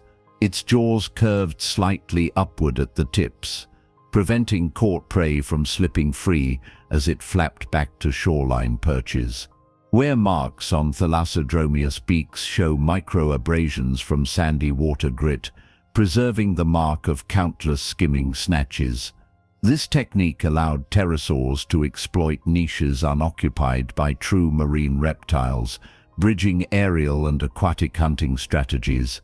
In freshwater basins, giant salamanders like Phobrosaurus may have employed a primitive water snatch, lunging from concealed bankside burrows to grab small fish and insect larvae. Their wide gaping mouths created suction that pulled prey into the buccal cavity, a suction-based variant of snatch, optimized for small, agile targets. Fossilized fish scales and insect exoskeletons, discovered within salamander ribcages, testify to a diet captured by sudden bursts of suction rather than crushing bites.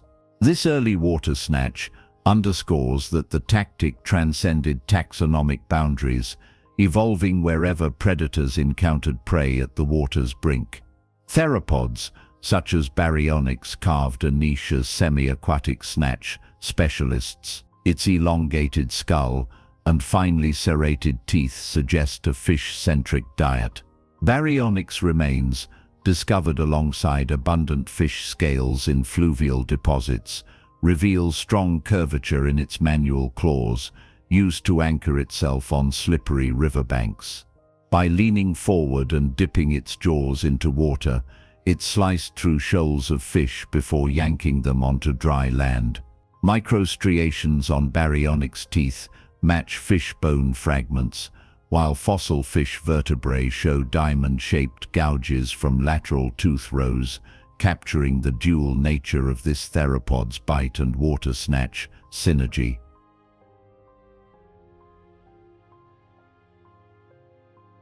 Tappers among dinosaurs also engaged in water snatch, defensive maneuvers when capturing smaller rivals or scavenging. Large hadrosaur juveniles sometimes bullied smaller conspecifics near watering holes, using their broad beaks to scoop and toss into shallow pools. The sudden dunking disoriented the smaller dinosaur, allowing the aggressor to drive it toward the herd's periphery.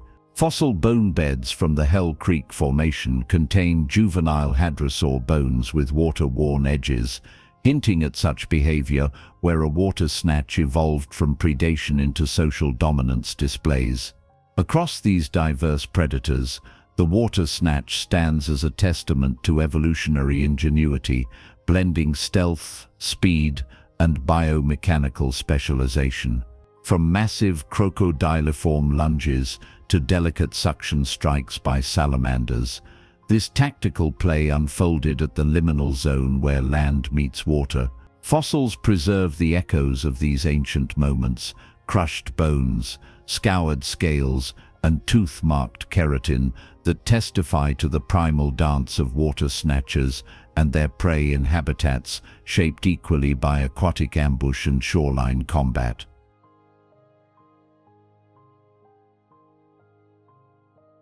Part 12. Herd Disrupt. In vast herds of hadrosaurs migrating across the floodplains, coordinated predators like Albertosaurus executed the herd disrupt tactic with chilling efficiency. By targeting the lead and tail individuals, these tyrannosaurids caused confusion and fragmentation in the tightly packed line. The lead predator would charge directly at the front animal, drawing horned heads and bulky bodies into defensive huddles, while a second hunter accelerated toward the rear, precipitating a cascade of panic. As the herd's linear formation dissolved into scattered clumps, young and infirm became separated from protective adults. Trackways now preserved in sandstone show broken lines of footprints chaotically overlapping, a geological snapshot of the moment the herd disrupt tactic torn ancient unity apart. Smaller pack hunters such as Deinonychus refined herd disrupt in wooded corridors, using timed vocalizations to create false alarms at opposite ends of a foraging group. One group of raptors would rustle foliage near the herd's center, prompting the dinosaurs to pivot toward perceived danger, while another group circled around to pounce on disoriented individuals slipping through the opening. Fossilized bone assemblages in the Cloverleaf Formation include multiple Deinonychus remains mixed with fragmented bones of small ornithischians in localized pits, suggesting that these coordinated disruptions led prey into concealed ambush sites where attacks could be concentrated. Stegosaurus employed herd disrupt defensively when threatened by carnivores, by angling their thorned tails toward approaching predators and shifting their bulky bodies into a semicircle. These plated dinosaurs forced attackers to confront a serrated wall rather than isolated targets. The collective arrangement of tail spikes presented a formidable barrier that sapped the resolve of solitary hunters. Impressions of tail spike patterns in sediment mudstones coincide with clusters of theropod footprints that abruptly end, implying that predators retreated or abandoned the hunt when faced with this living, moving barricade.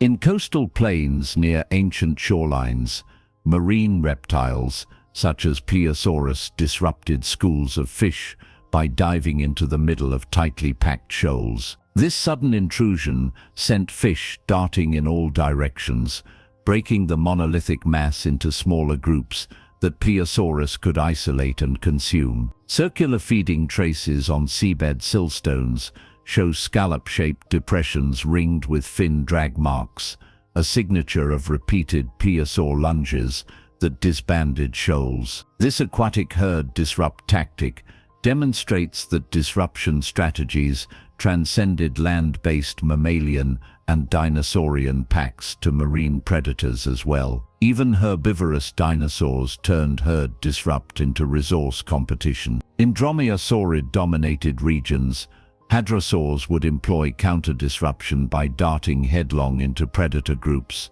and trampling through them, trampling fallen carnivores and scattering hunting units. Fossilized hadrosaur footprints overlapping dromaeosaur prints in tight interspersed arrays indicate deliberate reversals of roles. By breaking up predator cohesion, hadrosaurs bought time to regroup into more defensible formations or reach rivers where aquatic snatchers replaced land-based threats. Cooperative hunting in tooth-bathed darkness redefined herd disrupt under cover of night. Troodon, with its large eyes adapted for low light, circled sleeping triceratops herds and triggered simulated alarm calls that mimicked juvenile distress. The adult triceratops, reacting to the calls, separated to protect what they perceived as their young, fragmenting the herd. Once isolated, individual dinosaurs became vulnerable to silent stalk attacks. Bone beds in nocturnal sedimentary layers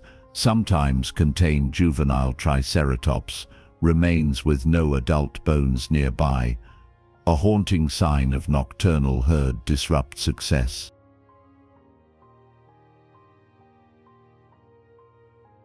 Buoyed by the herd disrupt concept, some predators engineered environmental chaos. Baryonyx, patrolling river deltas, kicked up sediment clouds by beating its claws against mudbanks. The rising turbidity disoriented terrestrial prey drinking at the water's edge. As hadrosaurs stampeded away from the murky glare, Baryonyx captured stragglers tripping in the softened ground. Trace fossils reveal deep claw gouges and hoof impressions mired in muddy silt, an echo of this waterborne herd disrupt that merged visual obstruction with ground instability to tear herds apart. In the open plains, tyrannosaurids adapted herd disrupt to exploit dust storms raised by their own footfalls. A rapid charge at the herd's flank would kick up enough particulate matter to obscure vision across hundreds of meters. Under that dust veil, a second tyrannosaur could swoop in unseen to pick off laggards. Sedimentary layers showing alternating bands of coarser sand and fine dust associated with carcass piles indicate repeated episodes of predator-induced dust storms. The evidence suggests that herd disrupt extended beyond physical positioning to environmental manipulation that played on sensory vulnerabilities. Across continents and through ages, the herd disrupt tactic stands as a testament to the strategic evolution of predators and the dynamic tension between collective defense and cunning assault. Fossils capturing abandoned footprints, broken bone piles and stress lines in sedimentary laminations remind us that dinosaurs were not mindless brutes, but intelligent strategists whose maneuvers shaped the very ground they walked. The herd disrupt emerges not simply as a tactic, but as a key driver of evolutionary paths, compelling herds to innovate defenses and predators to refine their art of fragmentation in an ancient theater of survival.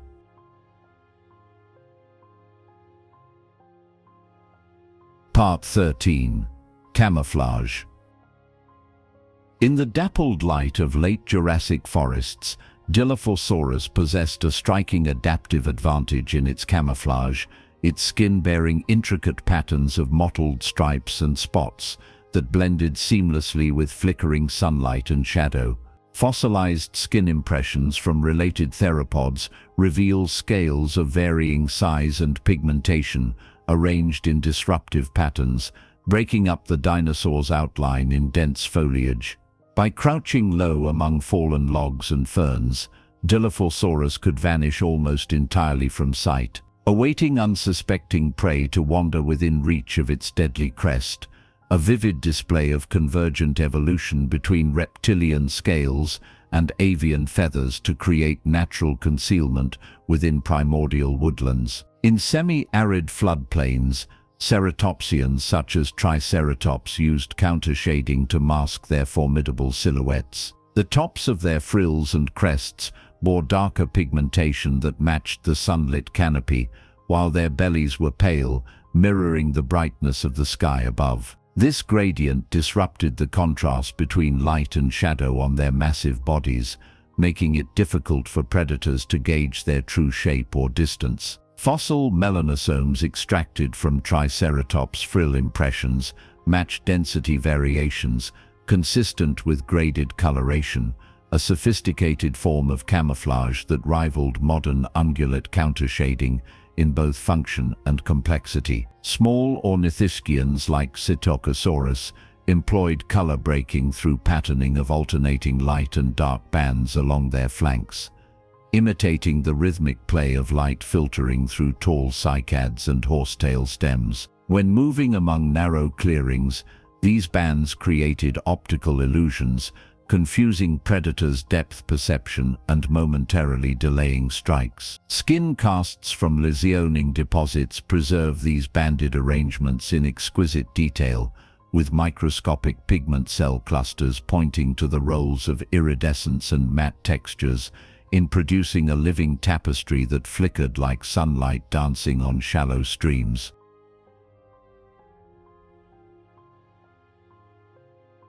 In coastal mangrove swamps, semi-aquatic dinosaurs such as Raptor adopted aposematic patches that mimicked toxic or unpalatable creatures.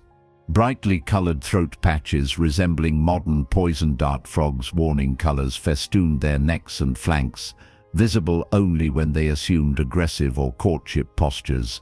At rest, these patches were concealed beneath folded feathers or skin flaps, ensuring that sudden displays startled both prey and predators, serving as both camouflage and deterrent.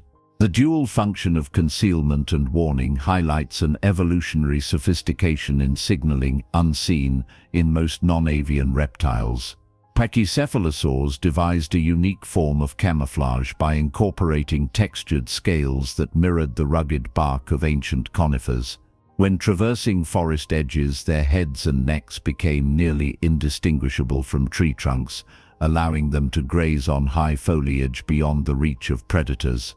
Fossil fragments of Pachycephalosaur skin impressions show deep grooves and nodules echoing the grain patterns of bark, suggesting an intimate ecological relationship between these dinosaurs and the specific trees they frequented. This bark mimicry exemplifies an advanced morphological adaptation, enabling pachycephalosaurs to exploit vertical feeding niches with minimal risk of detection. Feathered maniraptorans like Anchiornis exploited complex pigment layering to achieve photonic camouflage.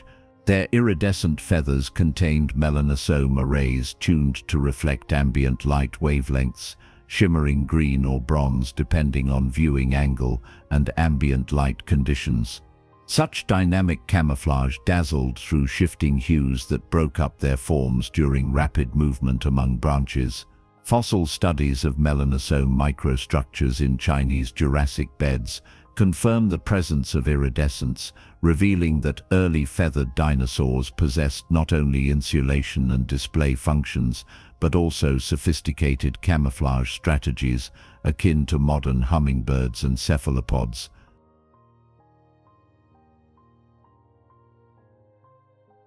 Marine camouflage evolved in mosasaurs through counter-shading and scale, texture reminiscent of ocean waves. The dorsal surfaces of mosasaur bodies were dark, matching the color of deeper waters, while vents were pale, blending with sunlit shallows when viewed from below. Tiny crystalline structures within their scales scattered light, creating a soft gradient transition that prevented sharp edges from betraying their presence to prey fish. Fossilized mosasaur skin impressions reveal micro-textured scales radiating from the midline to flanks, an adaptation that smoothed light gradations and confused visual systems in both fish and contemporary marine reptiles. Even the smallest dinosaurs wielded camouflage as a critical survival strategy. Shibuya, with its elongated legs and nocturnal habits, bore a coat of downy feathers patterned with fine speckles resembling the star-dappled night sky.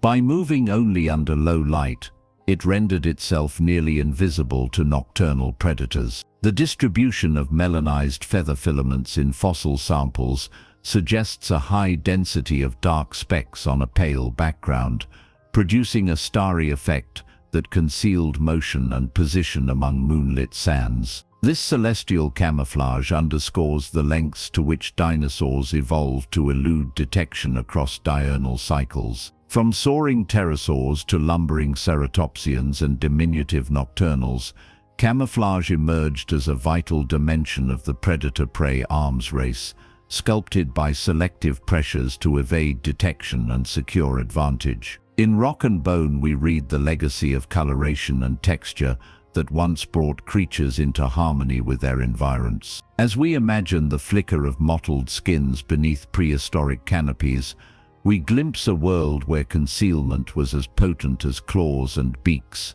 where the silent art of camouflage defined the line between discovery and oblivion.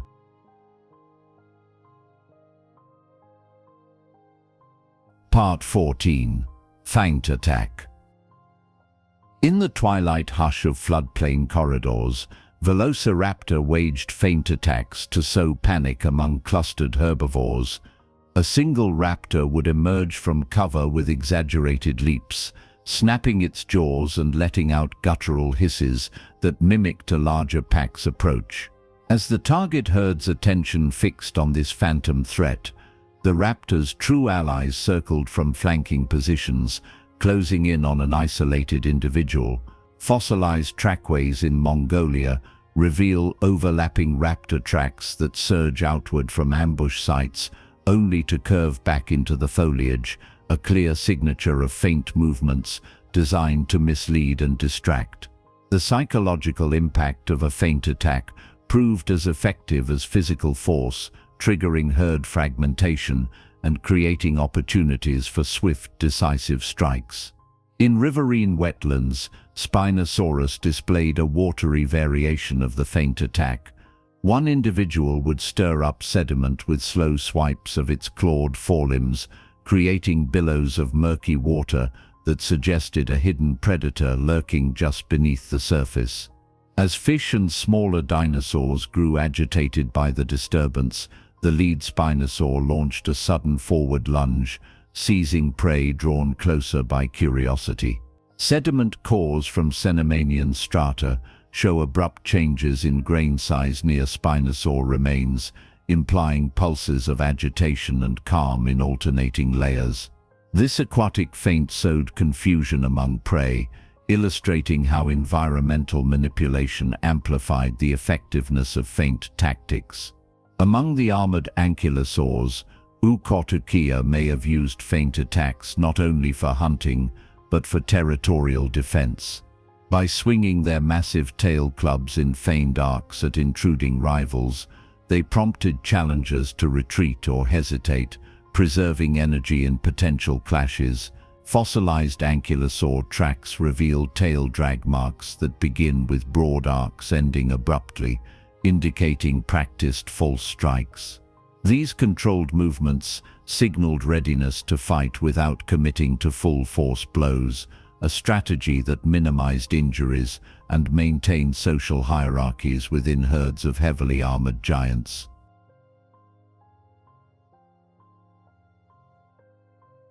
Coastal pterosaurs, such as Pteranodon, employed feint attacks to snatch fish feeding at the water's edge.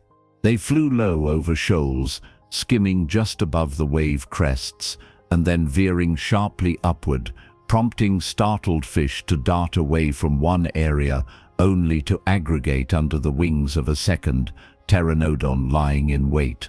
Fish kill layers in chalk deposits contain clusters of tiny teeth and beak fragments, hinting at repeated feint sums, dazzling speed bursts and directional shifts used to herd prey into narrow targeting zones. This aerial feint demonstrates how featherless flyers exploited hydrodynamic responses to secure easy meals. Small troodontids harnessed feint attacks at night to outwit sleeping herbivores. Using their large eyes to navigate moonlit landscapes, they mimicked rustling sounds by dragging scaly feet through leaf litter at points distant from their ambush location. Herbivores, alerted to phantom rustles, turned their flank toward the noise, inadvertently presenting their vulnerable hindquarters to the hidden troodontids.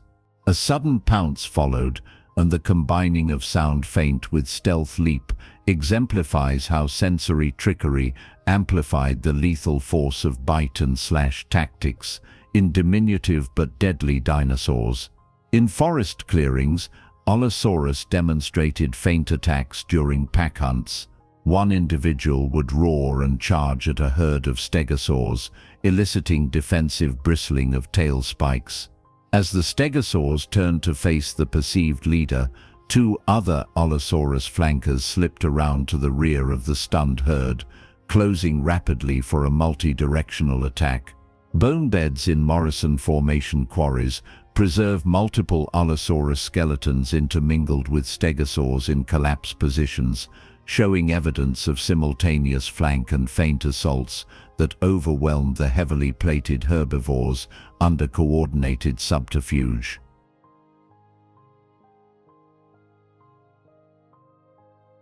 Marine plesiosaurs adapted feint attacks to nighttime hunting under bioluminescent plankton blooms. By sweeping their long necks in gentle arcs through glowing waters, they simulated gentle currents that lured fish and squid into illuminated swirls. Once prey drifted into these glowing eddies, the plesiosaur switched from trailing arcs to explosive lunges, capturing multiple organisms in a single rapid sequence. Nighttime sediment cores reveal alternating glow in the dark, sediment layers and fractured cephalopod hooks, capturing the episodic brilliance of these aquatic feint strategies under ancient starlit seas. Even the diminutive Microraptor executed feint attacks among bamboo groves. By crashing through slender stalks on one side, while folding its wings to fall silent on the other, it diverted small mammals and lizards into ambush positions. Tooth marks on Lushun fauna include paired sets of parallel punctures indicating two taloned feet landing simultaneously,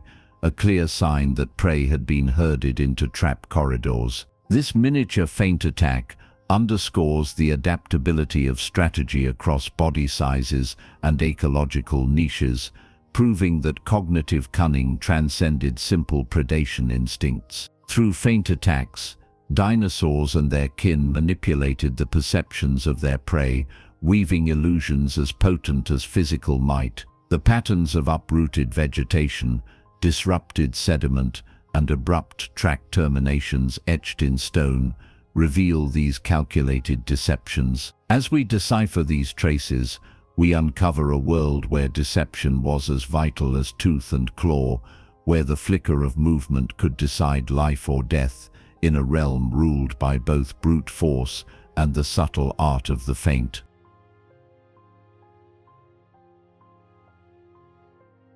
Part 15. Scent Tracking. Deep in the fern-clad canopies of the late Cretaceous, troodontids like Stenonychosaurus honed scent tracking to unparalleled precision, navigating complex olfactory landscapes that far surpass mere vision. Their enlarged olfactory bulbs and extended nasal cavities created a sensitive detection system capable of discerning faint chemical traces left by both injured prey and competing predators. By lowering their heads to the ground and inhaling through intricate turbinate structures, they could follow scent trails that meandered across humidity-laden undergrowth in the early morning mist. Fossil nasal cavity casts reveal convoluted passages that maximized surface area for odor molecule exchange, indicating an evolutionary premium on scent tracking as a primary hunting mode in dimly lit forests, where sight was frequently obscured. Along riverbanks, troodontids used scent tracking to intercept spawning salmon and lungfish. As fish moved upstream during seasonal migrations, they left chemical signatures in the water and on damp vegetation lining the banks. Troodontids edged their way along these scented corridors, occasionally plunging their slender snouts into shallow pools to taste waterborne pheromones. Fossilized fish bones found alongside troodontid dental remains in shoreline deposits show tooth scratches consistent with repeated water sampling and subsequent predation, demonstrating that scent tracking extended into aquatic environments and allowed dinosaurs to exploit periodic fish runs with remarkable efficiency. In arid badlands of the Gobi Desert, small therizinosaurs such as Eretosaurus relied on scent tracking to locate rare waterholes and succulent desert plants. Their elongated claws served not only for defense, but also for digging shallow pits where water collected after infrequent rains. By following moisture-laden air currents, these omnivores inhaled humidity gradients that hinted at subterranean springs. Fossil sediments preserve clusters of burrowed depressions adjacent to dune bases, filled with leaf and seed remains, a testament to scent tracking that guided dinosaurs to hidden oases in an otherwise desiccated landscape.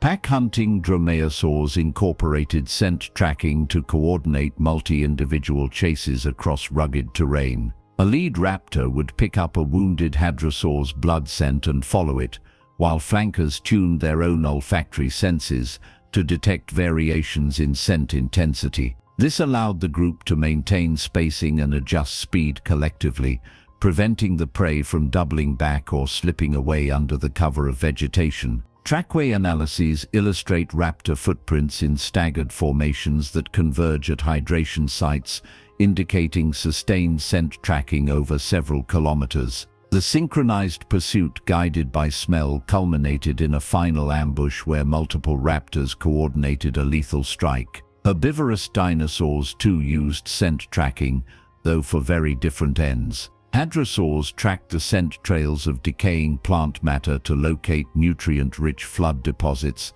uprooting grasses and horsetails that flourished in freshly disturbed soils. Their sophisticated sense of smell benefited from enlarged olfactory bulbs and a complex vomeronasal organ that detected chemical cues in the air. Paleobotanical evidence from hadrosaur gut contents shows preferential consumption of plants rich in secondary metabolites, a feeding strategy guided by scent tracking that optimized nutrition during seasonal cycles of plant growth and decay. Marine reptiles adopted scent tracking in the open seas, using their nostrils to sample air currents for the faintest hints of prey concentrations. Plesiosaurs such as Cryptoclidus may have detected the odor of krill blooms or fish schools wafting above the water surface. By tilting their noses just above the waves, they sampled scent plumes carried by wind and then descended to intercept prey patches below. Deep-sea sediment cores show sudden increases in plesiosaur tooth marks on fossilized squid beaks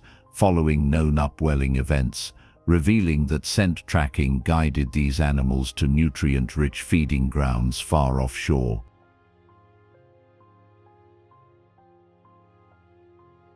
Even flying dinosaurs exploited scent tracking in the skies. Early birds like Ichthyornis soared over coastal waters, sampling air currents for the scent of fish oil and plankton concentrations. Their narrow nostrils and elongated skulls funneled odors into specialized olfactory chambers. When Ichthyornis detected a feeding frenzy below, it spiraled downward in rapid flaps, bracing its legs for a water snatch. Fossil fish scale deposits coinciding with airborne feather impressions suggest that scent signals alerted these birds to prime feeding zones, merging aerial agility with olfactory precision. The evolution of scent tracking reshaped predator-prey dynamics across habitats. Prey species responded by developing countermeasures such as chemical masking in sweat glands or the adoption of substrate switching, where they moved across terrain with minimal scent signatures. Some dinosaurs evolved specialized skin secretions that neutralized metabolic odors, leaving predators to rely on less reliable visual or auditory cues. Fossil evidence of specialized skin textures and possible glandular impressions hints at an evolutionary dance driven by scent tracking and its disruption. In the fossil record, we find subtle traces of scent-guided hunts, staggered track lines that follow broken vegetation, clusters of teeth marks found near water lilies and drift logs, and sediment laminae interrupted by sudden carcass deposition, where predators trailed scent into kill sites.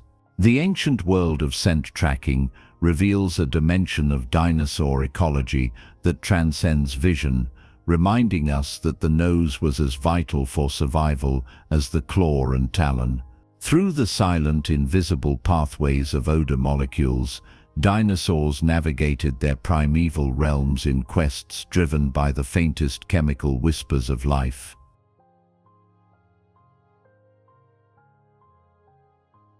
Part 16.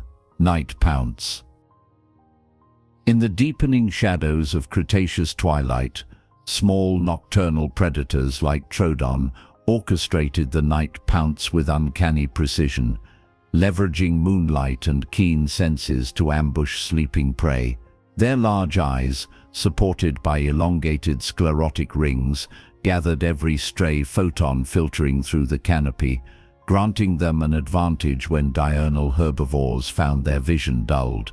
Troodon's flexible wrists and padded toes allowed silent landings on soft forest litter, while its stiffened tail served as a counterbalance for rapid directional changes.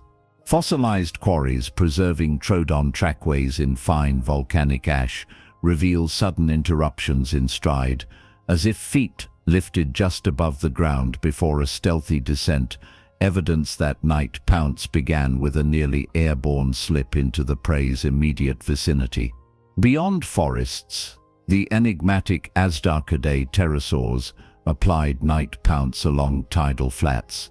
With wings folded close to their bodies, Quetzalcoatlus stalked along shorelines under the cover of darkness, detecting the faint glow of bioluminescent crustaceans.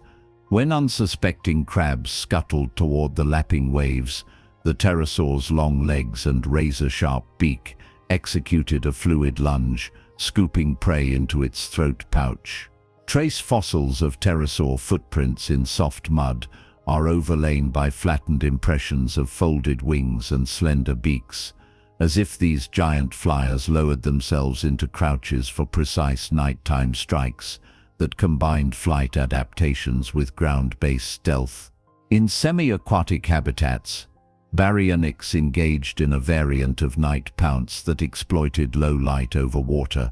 Its crocodile-like snout skimmed the surface in pitch-black conditions, guided by sensitive pressure receptors along its jaws.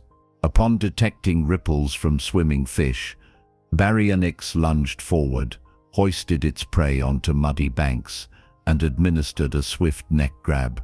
Fish remains found in baryonyx gut casts from nocturnal sediment layers exhibit intact bones and scales, indicating minimal floundering after capture, a testament to the pounce's speed and efficiency even under the shroud of darkness.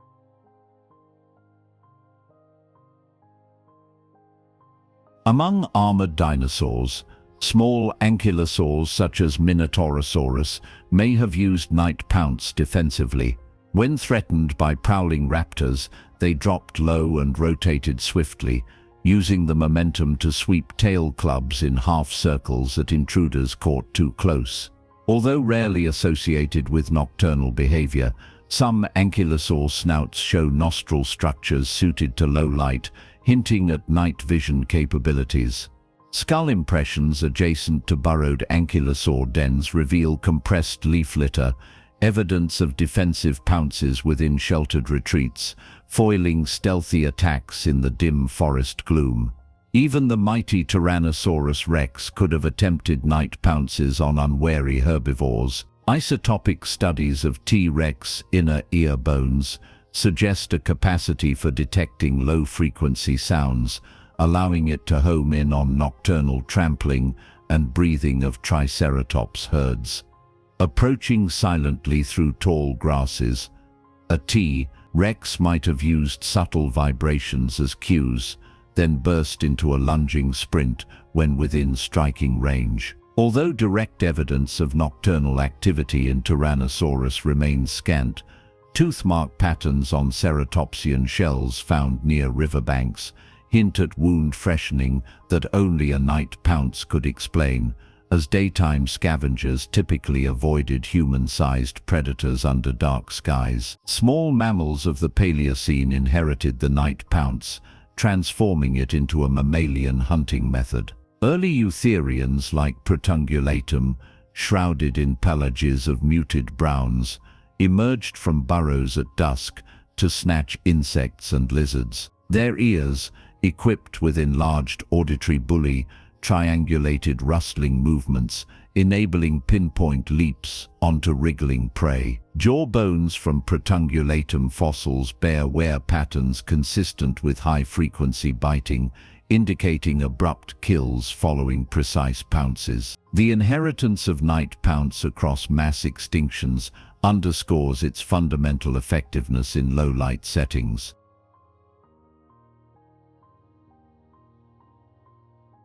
Marine night pounce emerged in mosasaurs that hunted squid by moonlight.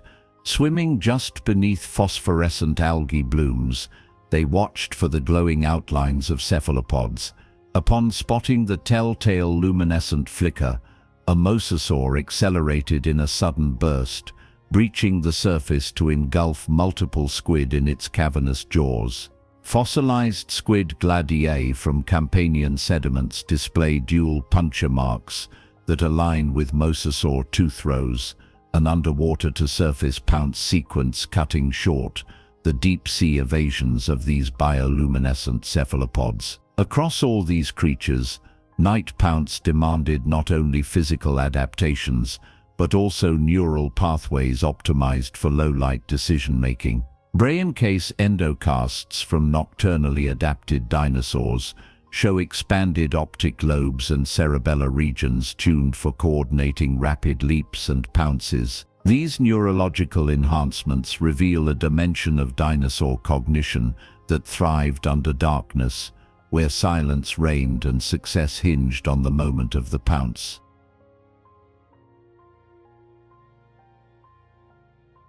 Part 17. High ground leap.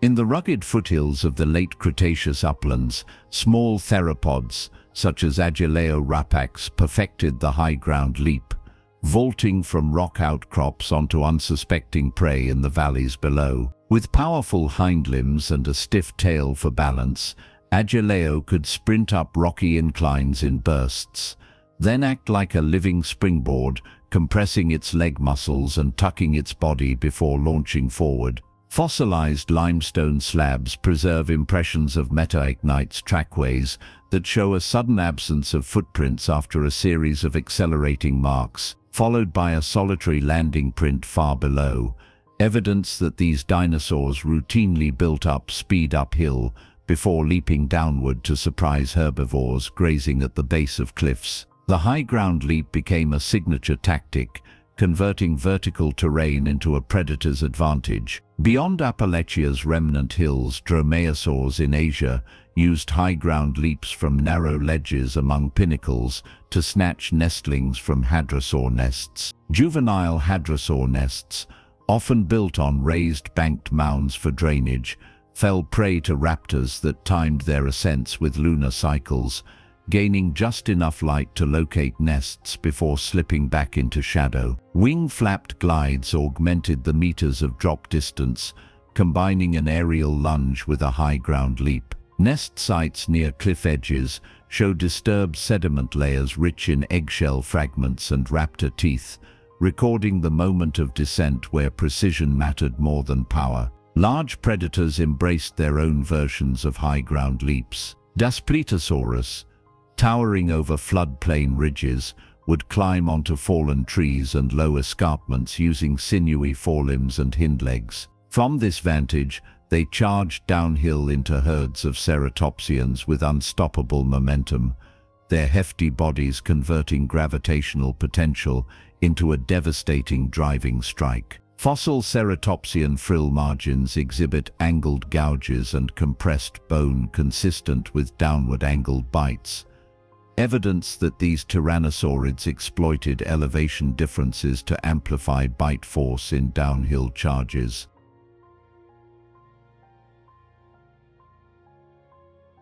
In forested mountains, the armored ankylosaur Minmi used high ground leaps defensively. When chased, it sprinted up steep inclines toward rocky outcrops and executed short leaps to confuse pack predators. Ankylosaur limb proportions, short forelimbs and longer hind limbs, hint at a powerful uphill push and forward vault, allowing Minmi to land in positions that blocked predator approaches. Trackways on slopes preserve abrupt shifts in stride and clustered drag marks from tail clubs, marking the precise points where a defensive high ground leap ended and tail club counterattacks began. The giant pterosaur Quetzalcoatlus used high ground leaps to initiate takeoff in mountain passes. Its enormous wings required a running start, so individuals migrated to cliff edges and vaulted into the air, using downward leans and powerful leg thrusts to clear obstacles. Fossilized wing bones and metatarsals show reinforced attachment points and healed stress, cracks consistent with repeated uphill running, followed by explosive leaps into the sky. These launch sites doubled as hunting perches. Airborne predators soared above valley herds before initiating aerial lunges, a complex tactic marrying high ground leap with aerial predation. Herbivores too adapted high ground leaps in startling countermeasures. Small ornithopods like Hypsilophodon fled from predators by sprinting up embankments and leaping across fallen logs into dense underbrush, breaking pursuers' lines of sight. Their flexible spines and metatarsal configurations reflect adaptations for uphill vaults and mid-air adjustments, enabling rapid terrain transitions that hindered relentless carnivores. Fossil edge burials record moments where Hypsilophodon skeletons landed beyond predator tracks, leaving only claw imprints at the takeoff points.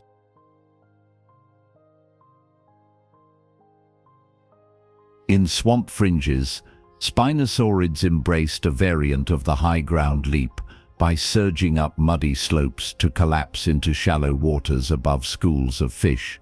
After powering through slick banks using clawed forelimbs and muscular hind legs, they vaulted into the shallows, roared and snapped fish with conical teeth. Sediment profiles revealed disturbed floodplain muds with concentric wavelets and tooth marks, capturing the moment of splashdown and subsequent aquatic feeding frenzy fueled by the high ground leap. Across coastal cliffs, marine turtles exploited high ground leaps in nesting migrations. After traversing beaches on powerful flipper thrusts, they climbed rocky promontories and used short leaps to clear crevices, depositing eggs in secluded high ground nests, safe from low-tide predators. Fossilized nest sites on rocky terraces contain concentrated eggshell fragments and hatchling burrows, marking the success of a reptilian high-ground leap strategy for reproductive survival rather than predation.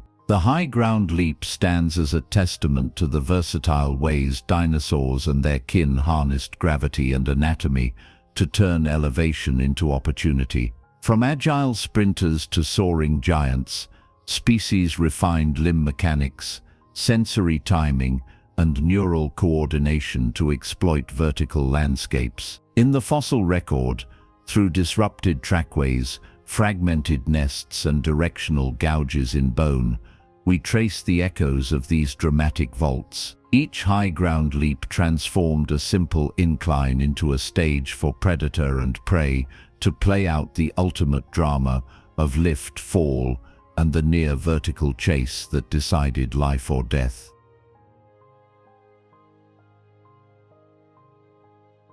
Part 18.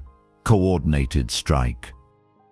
In the sprawling river valley where hadrosaurs grazed on nutrient-rich floodplain vegetation, Albertosaurus Pax perfected the coordinated strike, a methodical assault relying on precise timing and division of labor. One individual acted as the stalker, slinking through tall grasses with head lowered and eyes focused on a target juvenile straying from the herd center. Simultaneously, a second held back as the blocker, positioning itself downwind to intercept escape routes. At a silent signal, a low rumble emitted through throat pouches, the stalker burst into a sprint, lunging at the flank of the target. As the hadrosaur reeled in surprise, the blocker surged forward, cutting off flight and driving the prey directly toward an ambusher lying in wait.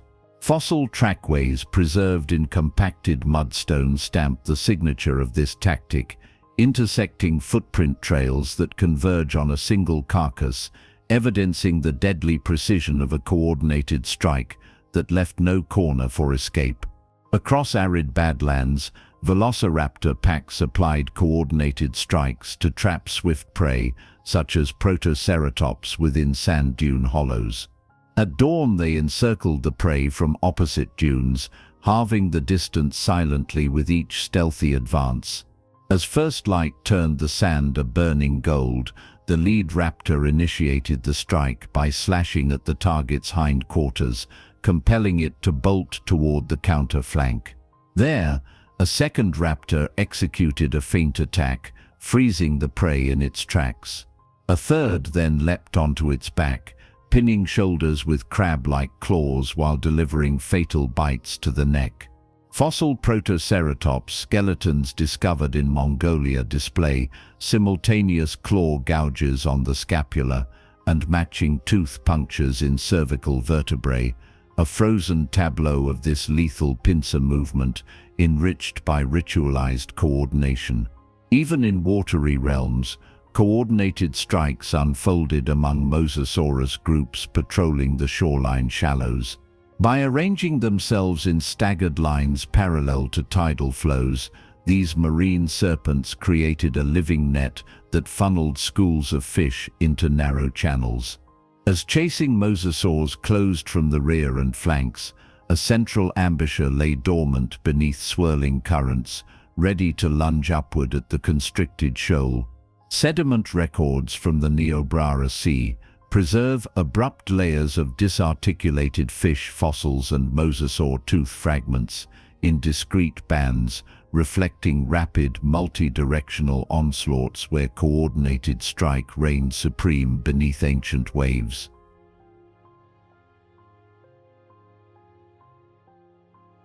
Smaller omnivorous dinosaurs such as oviraptorids exploited coordinated strikes during nest raids. One individual distracted guarding ceratopsians by skittering among outlying eggshells, clattering remnants that mimicked incautious hatchling movements. As the ceratopsians turned to investigate, two more oviraptorids darted past to the center of the nest, snatching intact eggs. A final member seized the largest egg and flung it behind, causing it to crack and spill yolk, further drawing off attention with sudden bright splashes. Detailed fossil nests show concentric rings of disturbed shells and clustered beak marks, capturing this multi-phase coordinated strike that balanced misdirection with speed and precision. In dense undergrowth, small dromaeosaurids like Raptor honed highly choreographed coordinated strikes against lizards and mammals. Scouts scattered in semicircles,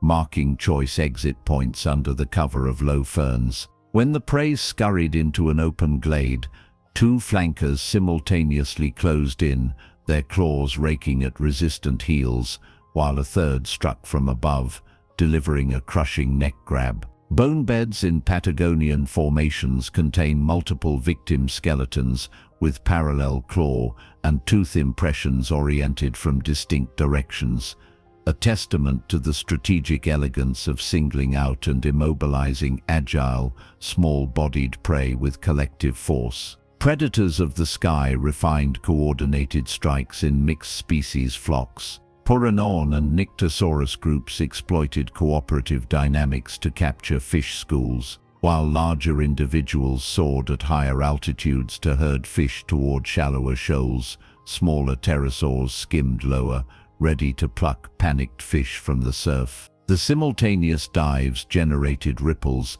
that disoriented aquatic prey, amplifying the success of each strike. Wingtip feather impressions in chalk fossils, often aligned with fish remains below, indicating staggered dive sequences timed to create successive shockwaves, a complex aerial coordinated strike spanning technologies of flight and hydrodynamics.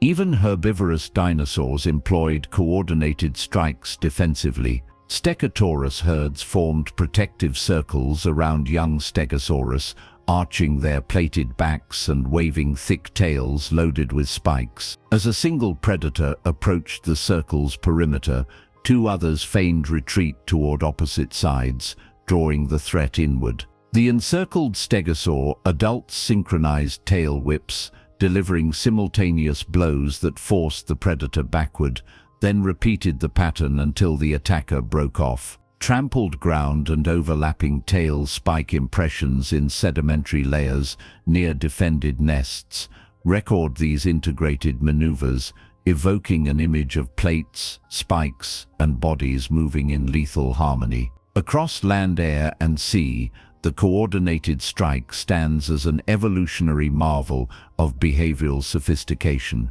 It demanded neural circuits attuned to timing, communication channels, whether vocal, visual, or vibrational, and a shared understanding among individuals of roles and positions. In trackways, nest sites, and bone beds, we see the physical imprint of this collective strategy, where the whole outweighed the sum of its parts. The coordinated strike, born in the crucible of competition, reshaped ecosystems and drove prey species to evolve ever more complex defenses, an eternal dance of cooperation and cunning etched in rock and bone.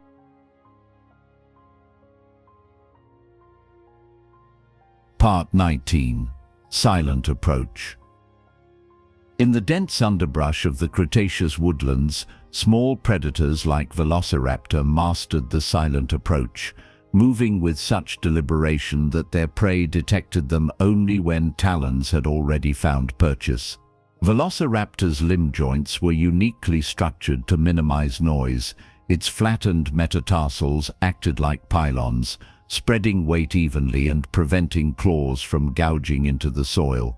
Fossilized lizard remains show only a single set of puncture wounds without the scuffle marks expected from a struggle, illustrating how the raptor's quiet steps delivered an almost instantaneous strike.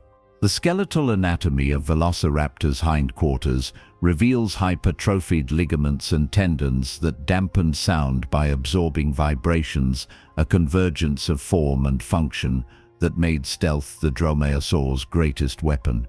Beyond forests, desert-adapted dinosaurs such as Ceratosaurus refined the silent approach across shifting sands. Its broad cushion-like footpads distributed weight over a larger area, preventing deep footprints and thus betraying its presence. By timing their hunts at dawn when the sand was slightly damp from morning dew, these predators minimized the cracking whisper of dry grains underfoot.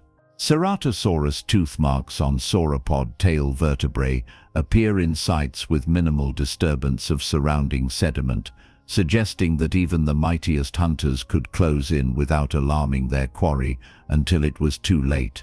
In scrublands where visibility was high but cover sparse, armored ankylosaurs exploited the silent approach defensively. When sensing a nearby predator, they would freeze and lower their heads, tucking their limbs beneath their bodies. Their camouflaged scales and low silhouette rendered them nearly invisible against rocky outcrops. Fossil trackways document abrupt stops in predator prints at distances corresponding to Ankylosaur height 0, indicating that attackers paused at the edge of detection zones before choosing to abort the hunt. This silent approach in reverse underscores how stillness and invisibility formed the defensive counterpart to predator stealth.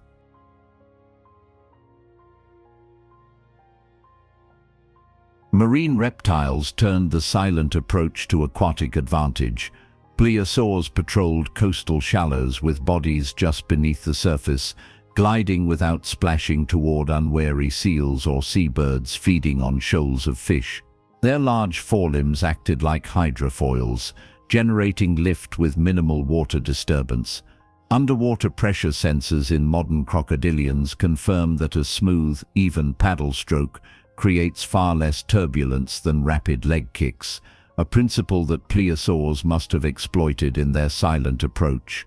Fossilized gully marks on seabed siltstones align with plesiosaur paths that show little sediment disruption, capturing moments when giants approached prey as silently as ghosts beneath the waves. Predatory birds of the Mesozoic, such as Confucius ornis, engaged the silent approach in the air. Their broad wing feathers and soft trailing veins muffled air resistance, allowing them to glide down upon fish near the water's surface without alerting their targets.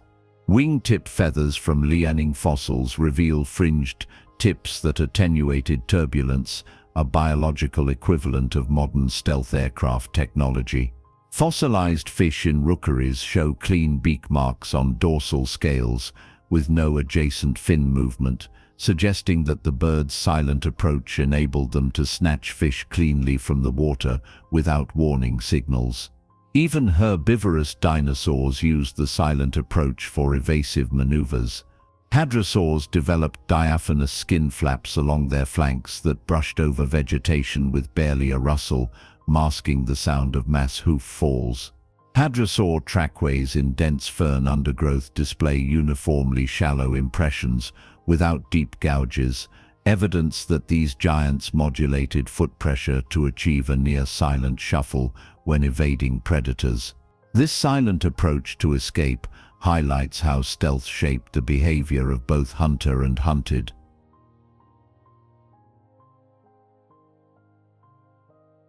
The silent approach demanded a suite of sensory adaptations in predators. Enlarged auditory regions in the brain cases of small theropods processed the slightest rustle or footstep. Infrasound detection allowed them to monitor low-frequency rumblings of distant hoofbeats and approach prey from directions beyond their visual range. Inner ear morphology from fossil endocasts suggests a heightened sensitivity to ground-borne vibrations, enabling precise localization of prey movements and a silent approach guided by both hearing and feeling rather than sight.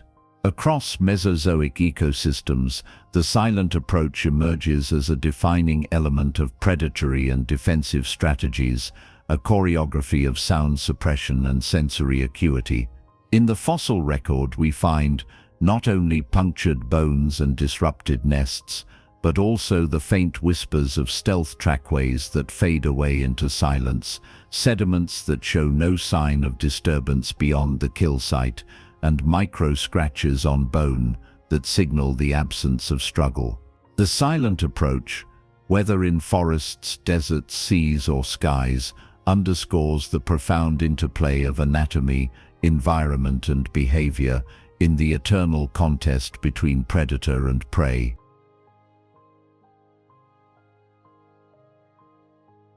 Part 20. Jaw Clamp. In the bone-bleached expanses where colossal sauropods roamed, tyrannosaurids wielded the jaw clamp with devastating effect, harnessing immense bite forces to lock onto massive necks and hold on until their prey succumbed. Tyrannosaurus rex's skull braced for this tactic with oversized mandibular bones and reinforced muscle attachment ridges. With a single bite, T-Rex could seize a hadrosaur's neck, then use sustained pressure to crush tracheal rings and vertebrae, suffocating the victim. Fossilized Triceratops scapulae exhibit deep gouges matching tyrannosaur tooth spacing, a signature of prolonged clamp and hold engagements rather than quick bites. Studies of T-Rex jaw musculature show hypertrophied adductor muscles capable of maintaining 30,000 newtons of force, enough to trap and immobilize even the largest prey in an unbreakable vice. Smaller theropods developed their own jaw clamp variants with a focus on precision rather than raw force. Deinonychus, the swift raptor from the Gobi, latched onto small ornithischians by biting down on the skull or jaw hinge, then twisted its head to wrench open the mouth and expose soft tissues. The curved serrated teeth acted like micro-saws, and once the raptor's jaws closed, escape became nearly impossible for diminutive dinosaurs. Wear patterns on Deinonychus teeth reveal asymmetrical abrasion, hinting at repeated clamp and rotate motions that shredded flesh and damaged bone over multiple seconds. The sustained clamp functioned as both anchor and killing method, demonstrating how small predators used jaws as tools for prolonged immobilization. In swampy lagoons, spinosaurs adopted a specialized jaw clamp to catch slippery prey. Their elongated snouts and interlocking teeth formed a fish trap design, perfect for gripping wriggling garfish and lungfish. By elevating the head rapidly and clamping shut, spinosaurs prevented prey from writhing free. Fossilized spinosaurs show subtle wear on distal tooth crowns, consistent with repeated sliding pressure, not crushing. This delicate clamp tolerated twisting motions without fracturing jaw bones, reflecting a balance between strength and flexibility evolved for semi-aquatic hunting.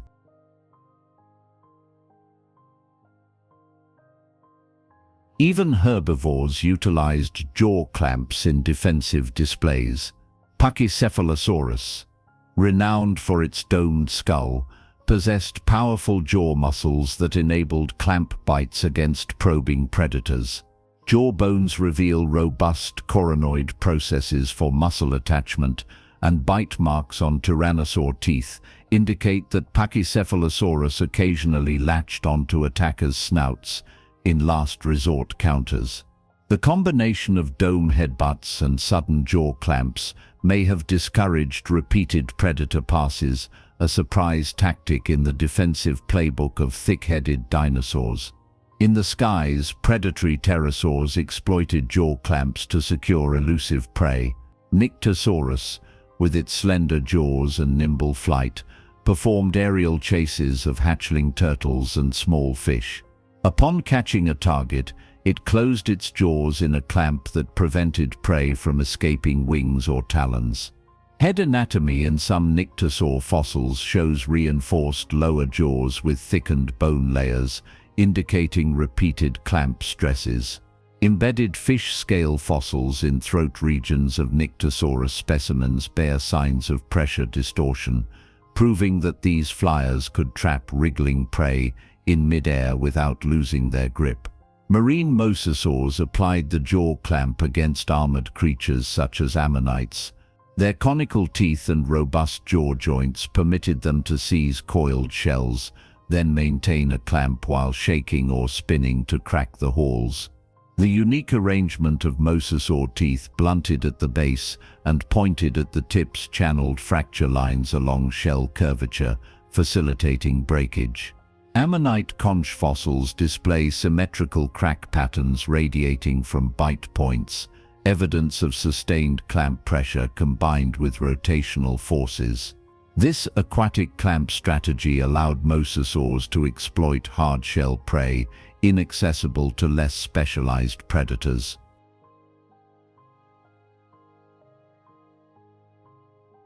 Smaller crocodile relatives like Camouflage practiced a subtler form of jaw clamp when ambushing freshwater turtles. Lying motionless in river shallows, they pounced with a rapid snap and then held the turtle shell in a vice-like grip until soft tissues could be extracted. Their tooth morphology featured broad bases and flattened crowns that distributed pressure over larger surfaces, preventing shell slip without shattering delicate jawbones. Turtle remains in Mesozoic river deposits show circular bite marks around carapace margins, a hallmark of reptilian clamp and dismember tactics refined in freshwater environments. In the aftershock of the KAPG boundary, early mammals inherited the jaw clamp for vice-like holding of insect prey and small vertebrates. Primitive marsupials exhibited enlarged masseter muscles and short rostra optimized for clamp efficiency over wide gapes. Fossilized jaw fragments show microstriations from mandible to cranium locking, illustrating interlocking teeth used not just to crush but to secure captured organisms. These mammalian jaw clamps laid the foundation for later predators, from marsupial lions to modern big cats, echoing strategies born in the Mesozoic. The jaw clamp remains one of the most direct expressions of predatory power, demanding anatomical reinforcement and behavioral patience. In the fossilized jaws and punctured bones, we find traces of moments where predators held on with unyielding force, bridging the gap between the physical and the psychological, where a locked jaw spelled doom. From swamp giants to feathered flyers, the jaw clamp shaped the course of evolution, sealing the fate of prey one crushing bite at a time.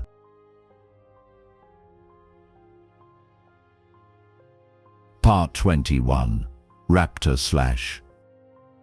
In the cool dawn light of the Cretaceous woodlands, Deinonychus instilled terror with its signature Raptor/, a lethal combination of talons and teeth executed in a single fluid strike. This predator employed its famous sickle-shaped second toe claw like an ice skate blade, raising the foot high before slashing downward with precision at the soft underbelly or flanks of its prey. Fossilized hadrosaur ribs bear long, curved gouges that match the curvature of Deinonychus claws. Some scored deep enough to expose yellow marrow. Behind those claws, robust forelimbs ending in sharp, recurved claws ripped at sinew and muscle, while the jaws delivered simultaneous puncture wounds, creating a deadly crossfire that incapacitated large herbivores in seconds. Beyond Gallimimus flocks on open plains, smaller dromaeosaurs honed a variant of the Raptor/, specialized for arboreal ambushes. Sauriovenator, a tree-climbing cousin discovered in Patagonia, combined three-dimensional leaps with double-edged slashes, launching from low branches with retractable toe claws gripping bark. It descended upon unsuspecting small ornithischians, driving its foot claws into the back, and then pulling upward in a shoulder-height swipe. Fossils of juvenile saurophids found near ancient driftwood deposits display angled erosion marks on dorsal vertebrae, evidence that these predators carved vertical slash patterns before dragging prey into the brush. In coastal lagoons, Raptor used the raptor slash underwater to stun fish and amphibians. With forelimbs extended, it scooped through shallow water like a pair of scythes, feathers stiffened to channel currents and increase slash force. Embedded fish scales in Raptor claw grooves attest to this aquatic hunting adaptation. The claws cut through flesh and fin alike, and the bird-like jaw clamp finished the job before the dinosaur shook its catch, free of surrounding debris. This underwater slash diverged from traditional bite patterns, reflecting a remarkable flexibility of raptor anatomy in diverse environments.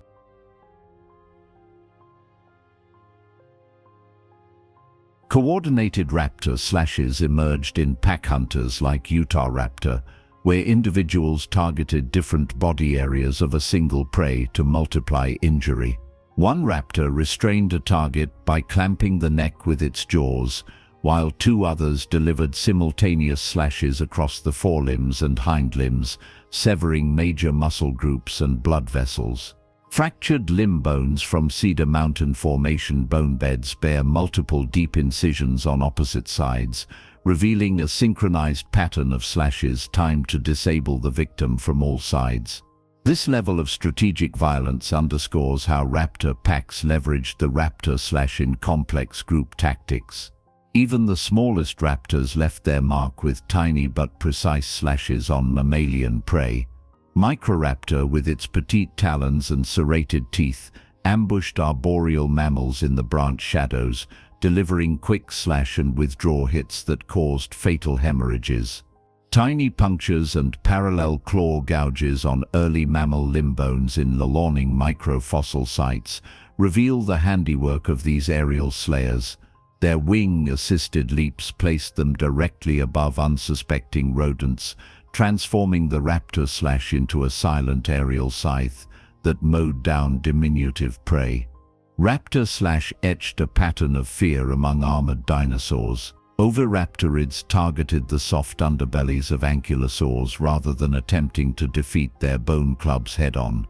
By leaping from the sides and aiming slash strikes at intercostal spaces beneath the armor, these smaller theropods avoided thick osteoderms while inflicting deep wounds.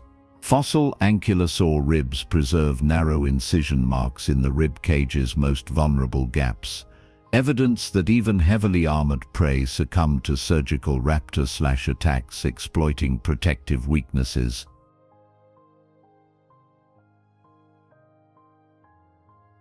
Raptors adapted their feathers to assist in the slash, evolving stiffened covert feathers on their forelimbs and legs that acted like natural shin guards and aerodynamic flanges.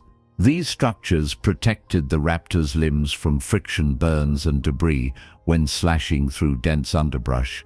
Fossil impressions of feathered limbs show barbs fanning posteriorly, a design that funneled material away from the claw path and reduced resistance. This integumentary innovation underscores the integrated evolution of feathers not only for flight, but also as practical armor and streamlining in melee attacks. The rattling echoes of a successful raptor slash still resonate in the deep time of the fossil record, captured in skeletal wounds and fractured bones. Each long, sweeping incision tells a story of cold-blooded precision and evolutionary ingenuity, where curved blades of keratin etched life and death across Mesozoic landscapes. In the dappled twilight and flickering shadows of ancient forests and deserts, the raptor slash was a moment of swift and silent brutality, a testament to the lethal elegance of these feathered hunters.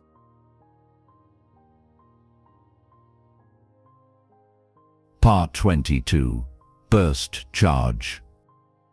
In the open grasslands where gallimimus herds grazed on low vegetation, ornithomimids perfected the burst charge, accelerating from a casual trot into a sudden, lightning-fast dash that left would-be predators staggering behind. Their elongated metatarsals and flexible ankle joints acted like high-performance springs, storing energy during the recovery phase of each footfall.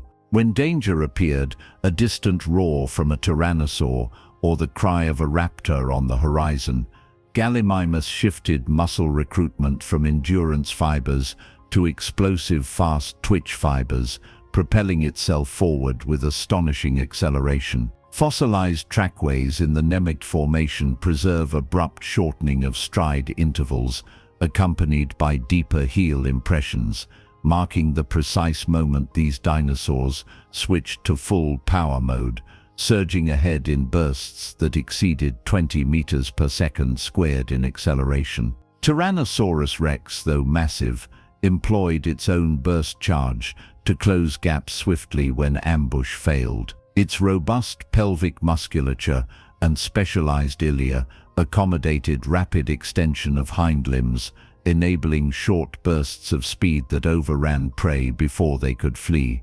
Biomechanical simulations suggest T-Rex could reach top speeds of 15 to 20 kilometers per hour within just a few strides, a remarkable feat for its enormous mass. Fossilized sauropod trackways show overlapping tyrannosaur prints that appear only at sudden chase initiation points, indicating that T-Rex often relied on a burst charge to cross open terrain quickly and capitalize on surprise. Pack hunters such as Allosaurus orchestrated burst charges in concert, coordinating simultaneous accelerations to surround large sauropods. Each member of the pack would time its burst so that the target remained confused and unable to predict the direction of the next attacker. Bone beds in the Morrison Formation contain multiple Allosaurus skeletons around fragmented sauropod remains, the circular arrangement of bite and claw marks pointing to a synchronized burst charge pattern.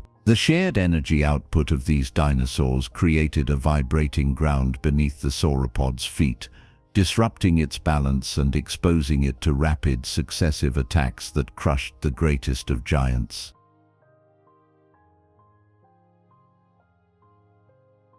Smaller theropods used burst charges in conjunction with aerial elements. Microraptor, with its aerodynamic feathers, sprinted along fallen logs before leaping into controlled glides, maintaining burst speeds through a combination of leg thrust and wing-assisted lift. The integration of terrestrial acceleration with aerial glide extended the predator's effective range, allowing it to pounce on prey further than a simple leap could achieve. Fossil leaf impressions adjacent to Microraptor tracks reveal aerodynamic slashes and feather imprints, telling the story of a burst charge that transitioned seamlessly into flight for ultimate surprise. In swamp fringes, Spinosaurus applied burst charges in water by flexing its massive paddling tail and long hind limbs to launch itself forward through shallow channels. This aquatic burst charge created wake walls that startled fish schools and small dinosaurs congregating at the water's edge. Fossilized fish vertebrae found in concentrated banks near Spinosaur fossils show abrasion patterns from being driven into mudflats by the monstrous aquatic rush. By pivoting its sailback at critical angles, Spinosaurus also used sudden bursts to flank unwary sauropods drinking at riverbanks, demonstrating the versatility of burst charges in both land and water. Even herbivores leveraged burst charges in defensive maneuvers. Struthiomus would remain nearly motionless in tall grasses, its head bobbing as if content, then suddenly accelerate away in a blur when a predator approached. The predator, momentarily confused by the initial stillness, found its quarry disappearing into the horizon in mere seconds. Fossilized predator teeth embedded in ancient tracks show that attackers often bit at empty air, a testament to the disorienting power of a perfectly timed burst charge.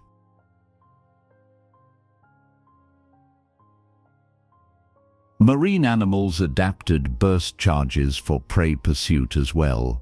Ichthyosaurs generated powerful caudal strokes to dart through water at astonishing speeds, capturing squid and fish with a rapid forward lunge. Their crescent-shaped tails and spindle-shaped bodies produced minimal drag, allowing short, controlled bursts that outpaced even the most agile cephalopods.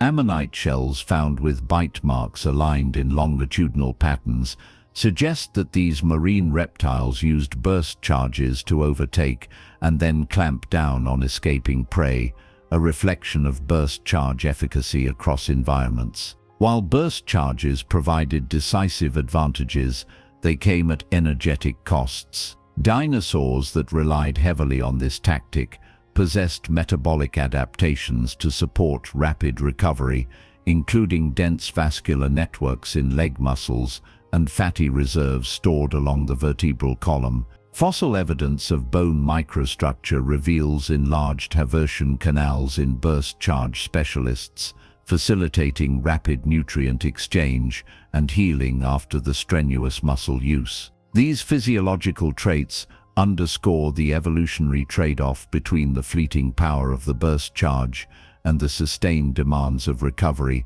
that shaped dinosaurian metabolism. In the fossil record, the burst charge reverberates through broken vegetation, overlapping tracks, and crushed bones, environmental cues of a hurried flight or a sudden chase etched into stone. As we trace the echoes of these explosive accelerations, we glimpse a world in which survival hinged on the ability to unleash concentrated power at the right moment, an ancient testament to the raw brilliance of the burst charge.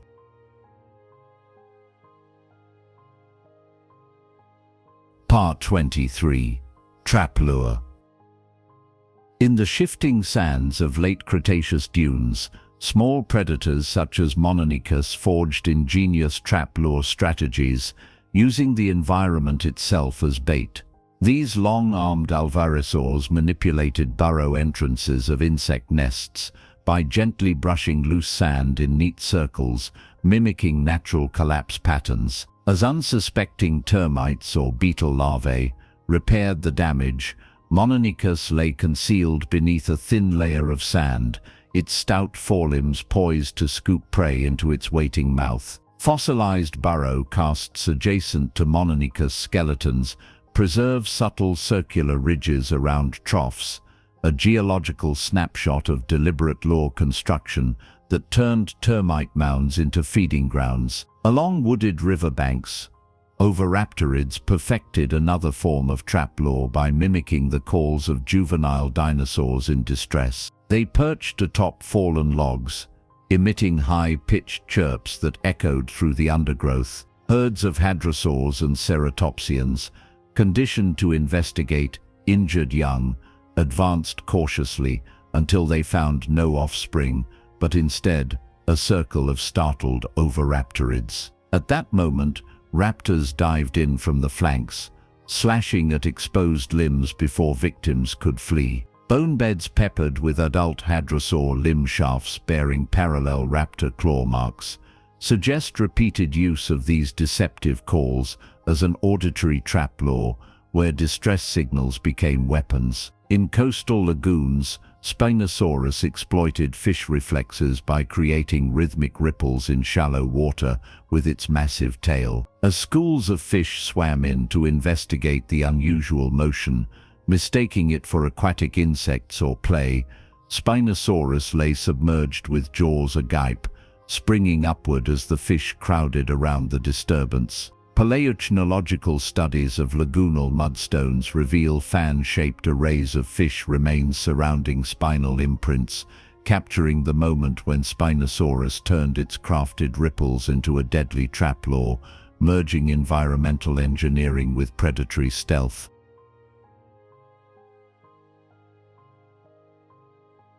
Smaller theropods like Buceraptor engineered sand pit traps along game trails. They scraped out shallow pits just deep enough to trip small herbivores and mammals, camouflaging the edges with leaf litter and loose soil. When creatures stumbled, their legs pinned in sand, Raptor pounced with lethal claw strikes. Trackways discovered in Patagonian badlands show abrupt stoppages and slippage marks where animals broke through crusty surfaces, then lay helpless in pits before being dispatched. These trace fossils preserve the perfect balance between pit depth and camouflage, the hallmark of a trap lure perfected over generations. Marine reptiles turned coral formations into trap lures, using bright coloration to attract curious fish. Plesiosaurs like Cryptoclidus coated their flippers in bioluminescent algae, then hovered motionless among shallow reefs. Small fish, drawn to the glowing appendages, swam close enough for the plesiosaur to snatch them with rapid neck strikes. Reef debris preserves telltale bite marks on fish bones adjacent to plesiosaur remains, a nighttime trap lure where light mimicry became a beacon for unsuspecting prey in dark waters. Even colossal predators embraced trap lure in rarer instances. Tyrannosaurus rex may have used carcass mimicry by dragging remains of smaller dinosaur prey into open clearings, leaving them partially concealed in low vegetation. Drawn by the scent of carrion, larger herbivores ventured close to investigate before being ambushed by the patient tyrannosaur. Fossilized herbivore teeth, marks around supposedly scavenged bones, abruptly give way to deep tyrannosaur bite punctures, a sequence that suggests a staged trap lure turning scavengers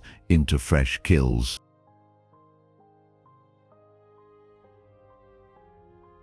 Avian dinosaurs such as Confucius ornis exploited fruiting trees as trap lures to snatch insects. They mimicked the fluttering of wings by shaking low branches, dislodging beetles and larvae that tumbled into ambush zones beneath. With precision, Confucius ornis dove to catch the falling insects, transforming wind-shaken foliage into mobile trap lures. Fossilized insect remains in early Cretaceous lacustrine shale show clustered patterns under vegetation fossils, evidence that avian trap lure tied wing movements to wind-borne prey deliveries. Juvenile dinosaurs sometimes fell victim to sibling trap lures during play.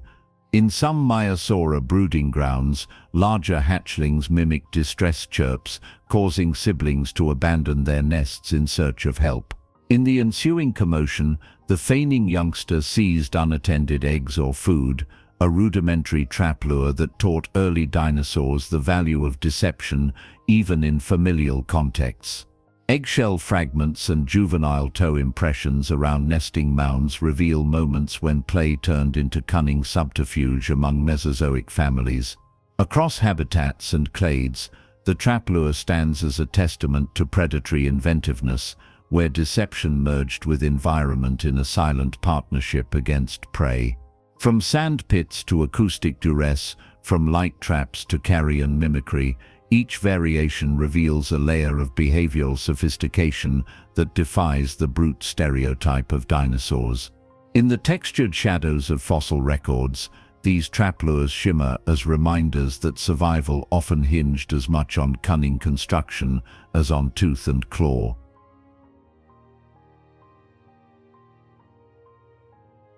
Part 24. Surround Tactic.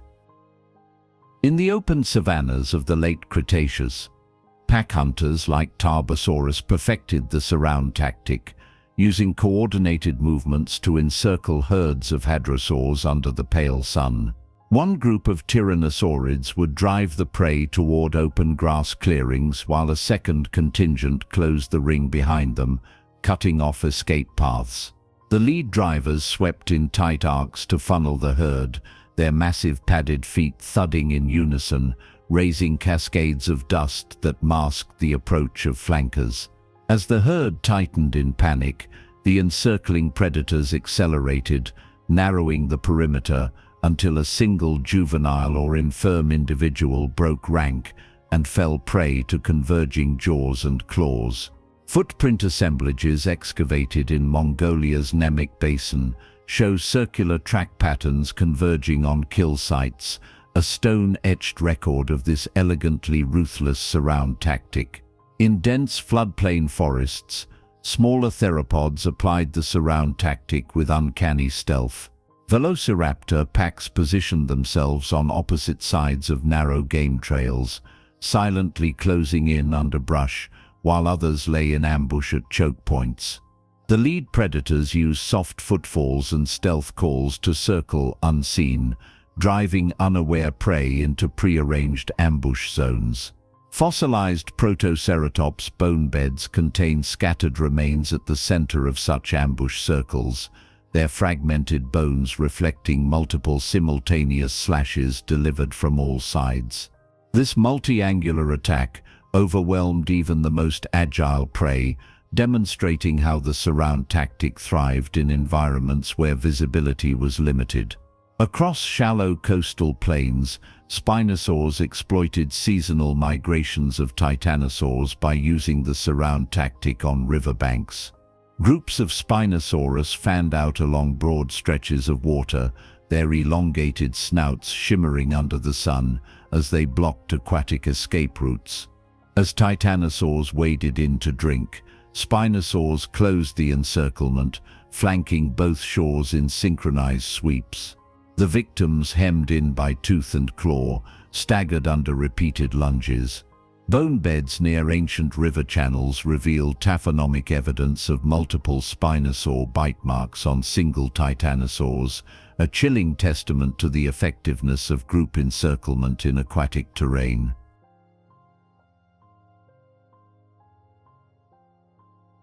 Even armored dinosaurs harnessed the surround tactic defensively. Ankylosaurus herds formed large, tight circles around offspring and juveniles, overlapping osteoderms and tail clubs outward. Facing encroaching predators, adults rotated slowly at the flanks, exchanging positions to present spiked tails in a rotating barrier. Predators found no weak point, and solitary individuals eventually retreated in frustration. Impressions of ankylosaur tail clubs in sediments around dig sites exhibit rhythmic half-circle patterns, evidence of collective rotation that mirrored predator movements, a static surround transformed into a dynamic rotating fortress of plates and spikes. Marine plesiosaurs adapted the surround tactic beneath the waves, encircling schools of fish in coral lagoons. Groups of Mosasaurus patrolled in broad semicircles, herding prey into sheltered reef pockets before converging in coordinated lunges. The synchronized body positions of plesiosaurs, etched in reef limestone, show multiple sets of fin drag marks converging on single fishbone clusters. This underwater encirclement left no avenues of escape, transforming open water into a living trap where every direction led to tooth and fin. Avian dinosaurs perfected miniature surround tactics at rookeries. Confuciusornis flocks perched on logs and low branches, creating living nets beneath the canopy. When fledgling insects or small reptiles emerged from nests or leaf litter, birds on the near side flushed prey toward the waiting group above, who then swooped down in a converging pattern. Fossilized insect wings and small reptilian bones under treefall impressions capture the moment of vertical surround, where airspace itself became the hunting ground, and prey could not evade the converging beaks and talons.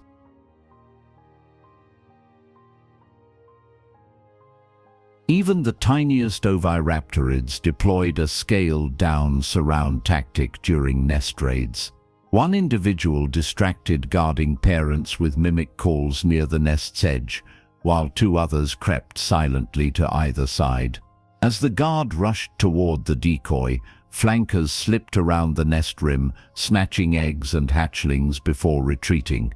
Nest sites in the goby show eggshell fragments, dropped in semicircles around adult oviraptor bones, a delicate surround tactic turned devastating to unsuspecting families. Among early mammals, small hyenodonts used the surround tactic when hunting multituberculates in brushy undergrowth. By spreading out in small arcs and gradually tightening the circle, they forced rodents into confined spaces beneath fallen logs. The prey, squeezed by advancing predators, succumbed to dual fang strikes from opposite sides. Tiny mammalian tooth marks on rodent skulls, matched by displaced logs and twig impressions in sediment layers, attest to this micro-scale surround tactic, a reminder that strategic encirclement spanned the smallest and largest of hunters. Across landscapes and seas, the surround tactic emerges as one of the most sophisticated expressions of cooperative hunting. It demanded communication, timing, and an intuitive grasp of geometry, the ability to move as one living ring around a single point of prey focus. In the fossil record, we find track networks that spiral inward, bone assemblages at encirclement centers, and plant debris tossed aside in frantic scuffles. These silent clues speak to moments of perfect coordination, where predators transformed the world into a living trap and prey became the axis of a deadly dance.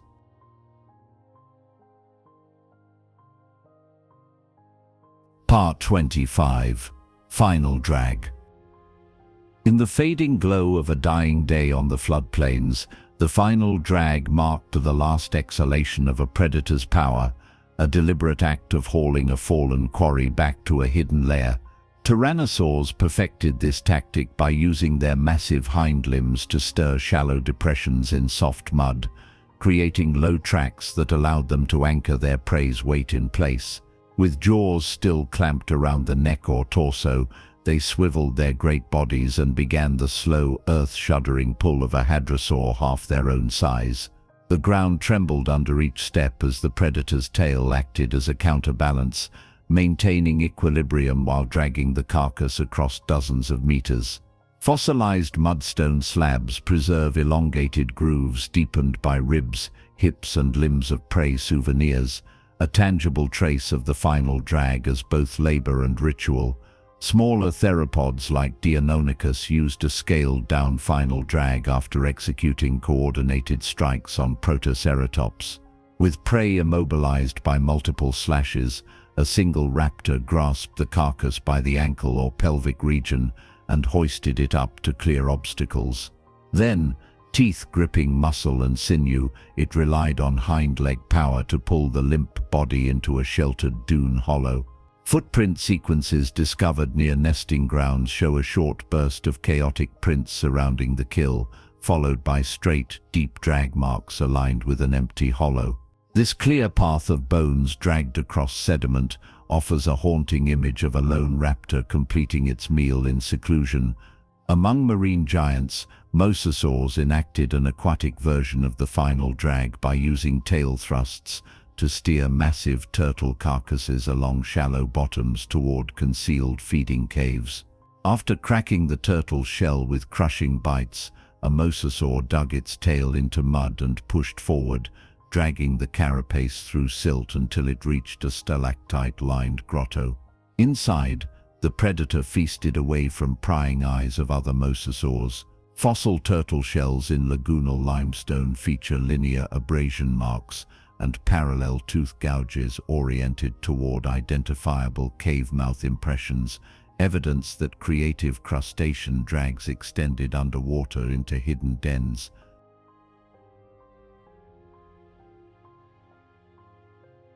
Pachycephalosaurs demonstrated a surprising final drag in their own defense. After headbutting intruding predators and stunning them into collapse, these dome-headed herbivores charged and seized opponents by the frill edges, then dragged them backward into groups of adults. The many-ton Pachycephalosaur downweight and pulling power proved sufficient to reposition large theropods until pack members arrived to finish the defense. Scattered theropod bones found within Pachycephalosaur nesting circles attended by multiple adult skeletons reflect an extraordinary reversal of predator and prey roles in the final drag of overturned hunters. In coastal skies, pterosaurs engaged in aerial final drags by using powerful wing beats to tow small carcasses above water to feeding perches. A captured fish, snapped from the lagoon was clamped in the beak.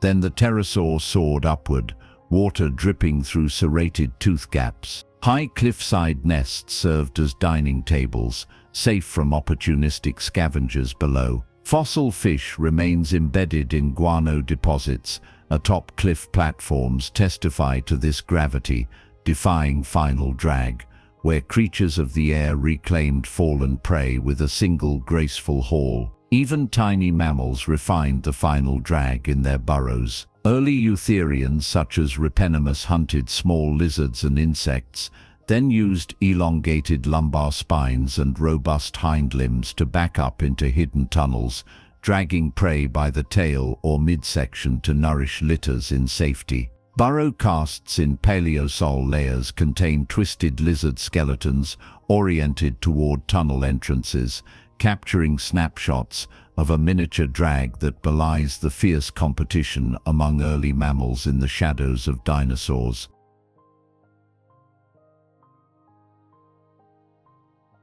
The final drag demanded more than brute force. Dinosaurs and their kin relied on substrate selection, often choosing soft, clay-rich banks that reduced friction and protected claws. They coordinated body position, using tails as fulcrums to leverage weight and avoid undue stress on limbs. The repeated practice of final drag left lasting marks on limb bones, microfractures healed into reinforced calluses that bolstered the tibia and metatarsals, evidencing the physical toll of hauling heavy loads. This skeletal testimony reveals evolutionary adaptations honed by the demands of the final drag. In the fossil record, we find silent testaments to these last journeys: drag grooves carved across bedding plains, displaced leaf litter leading to hidden cave mouths, and bone piles tucked away in nest hollows. Each final drag embodies a moment of triumph and toil, when the predator secured survival and the prey, long since lifeless, became the prize claimed through sheer determination. The final drag remains a poignant reminder that in the ancient world, even after the kill, perseverance defined the difference between feast and famine.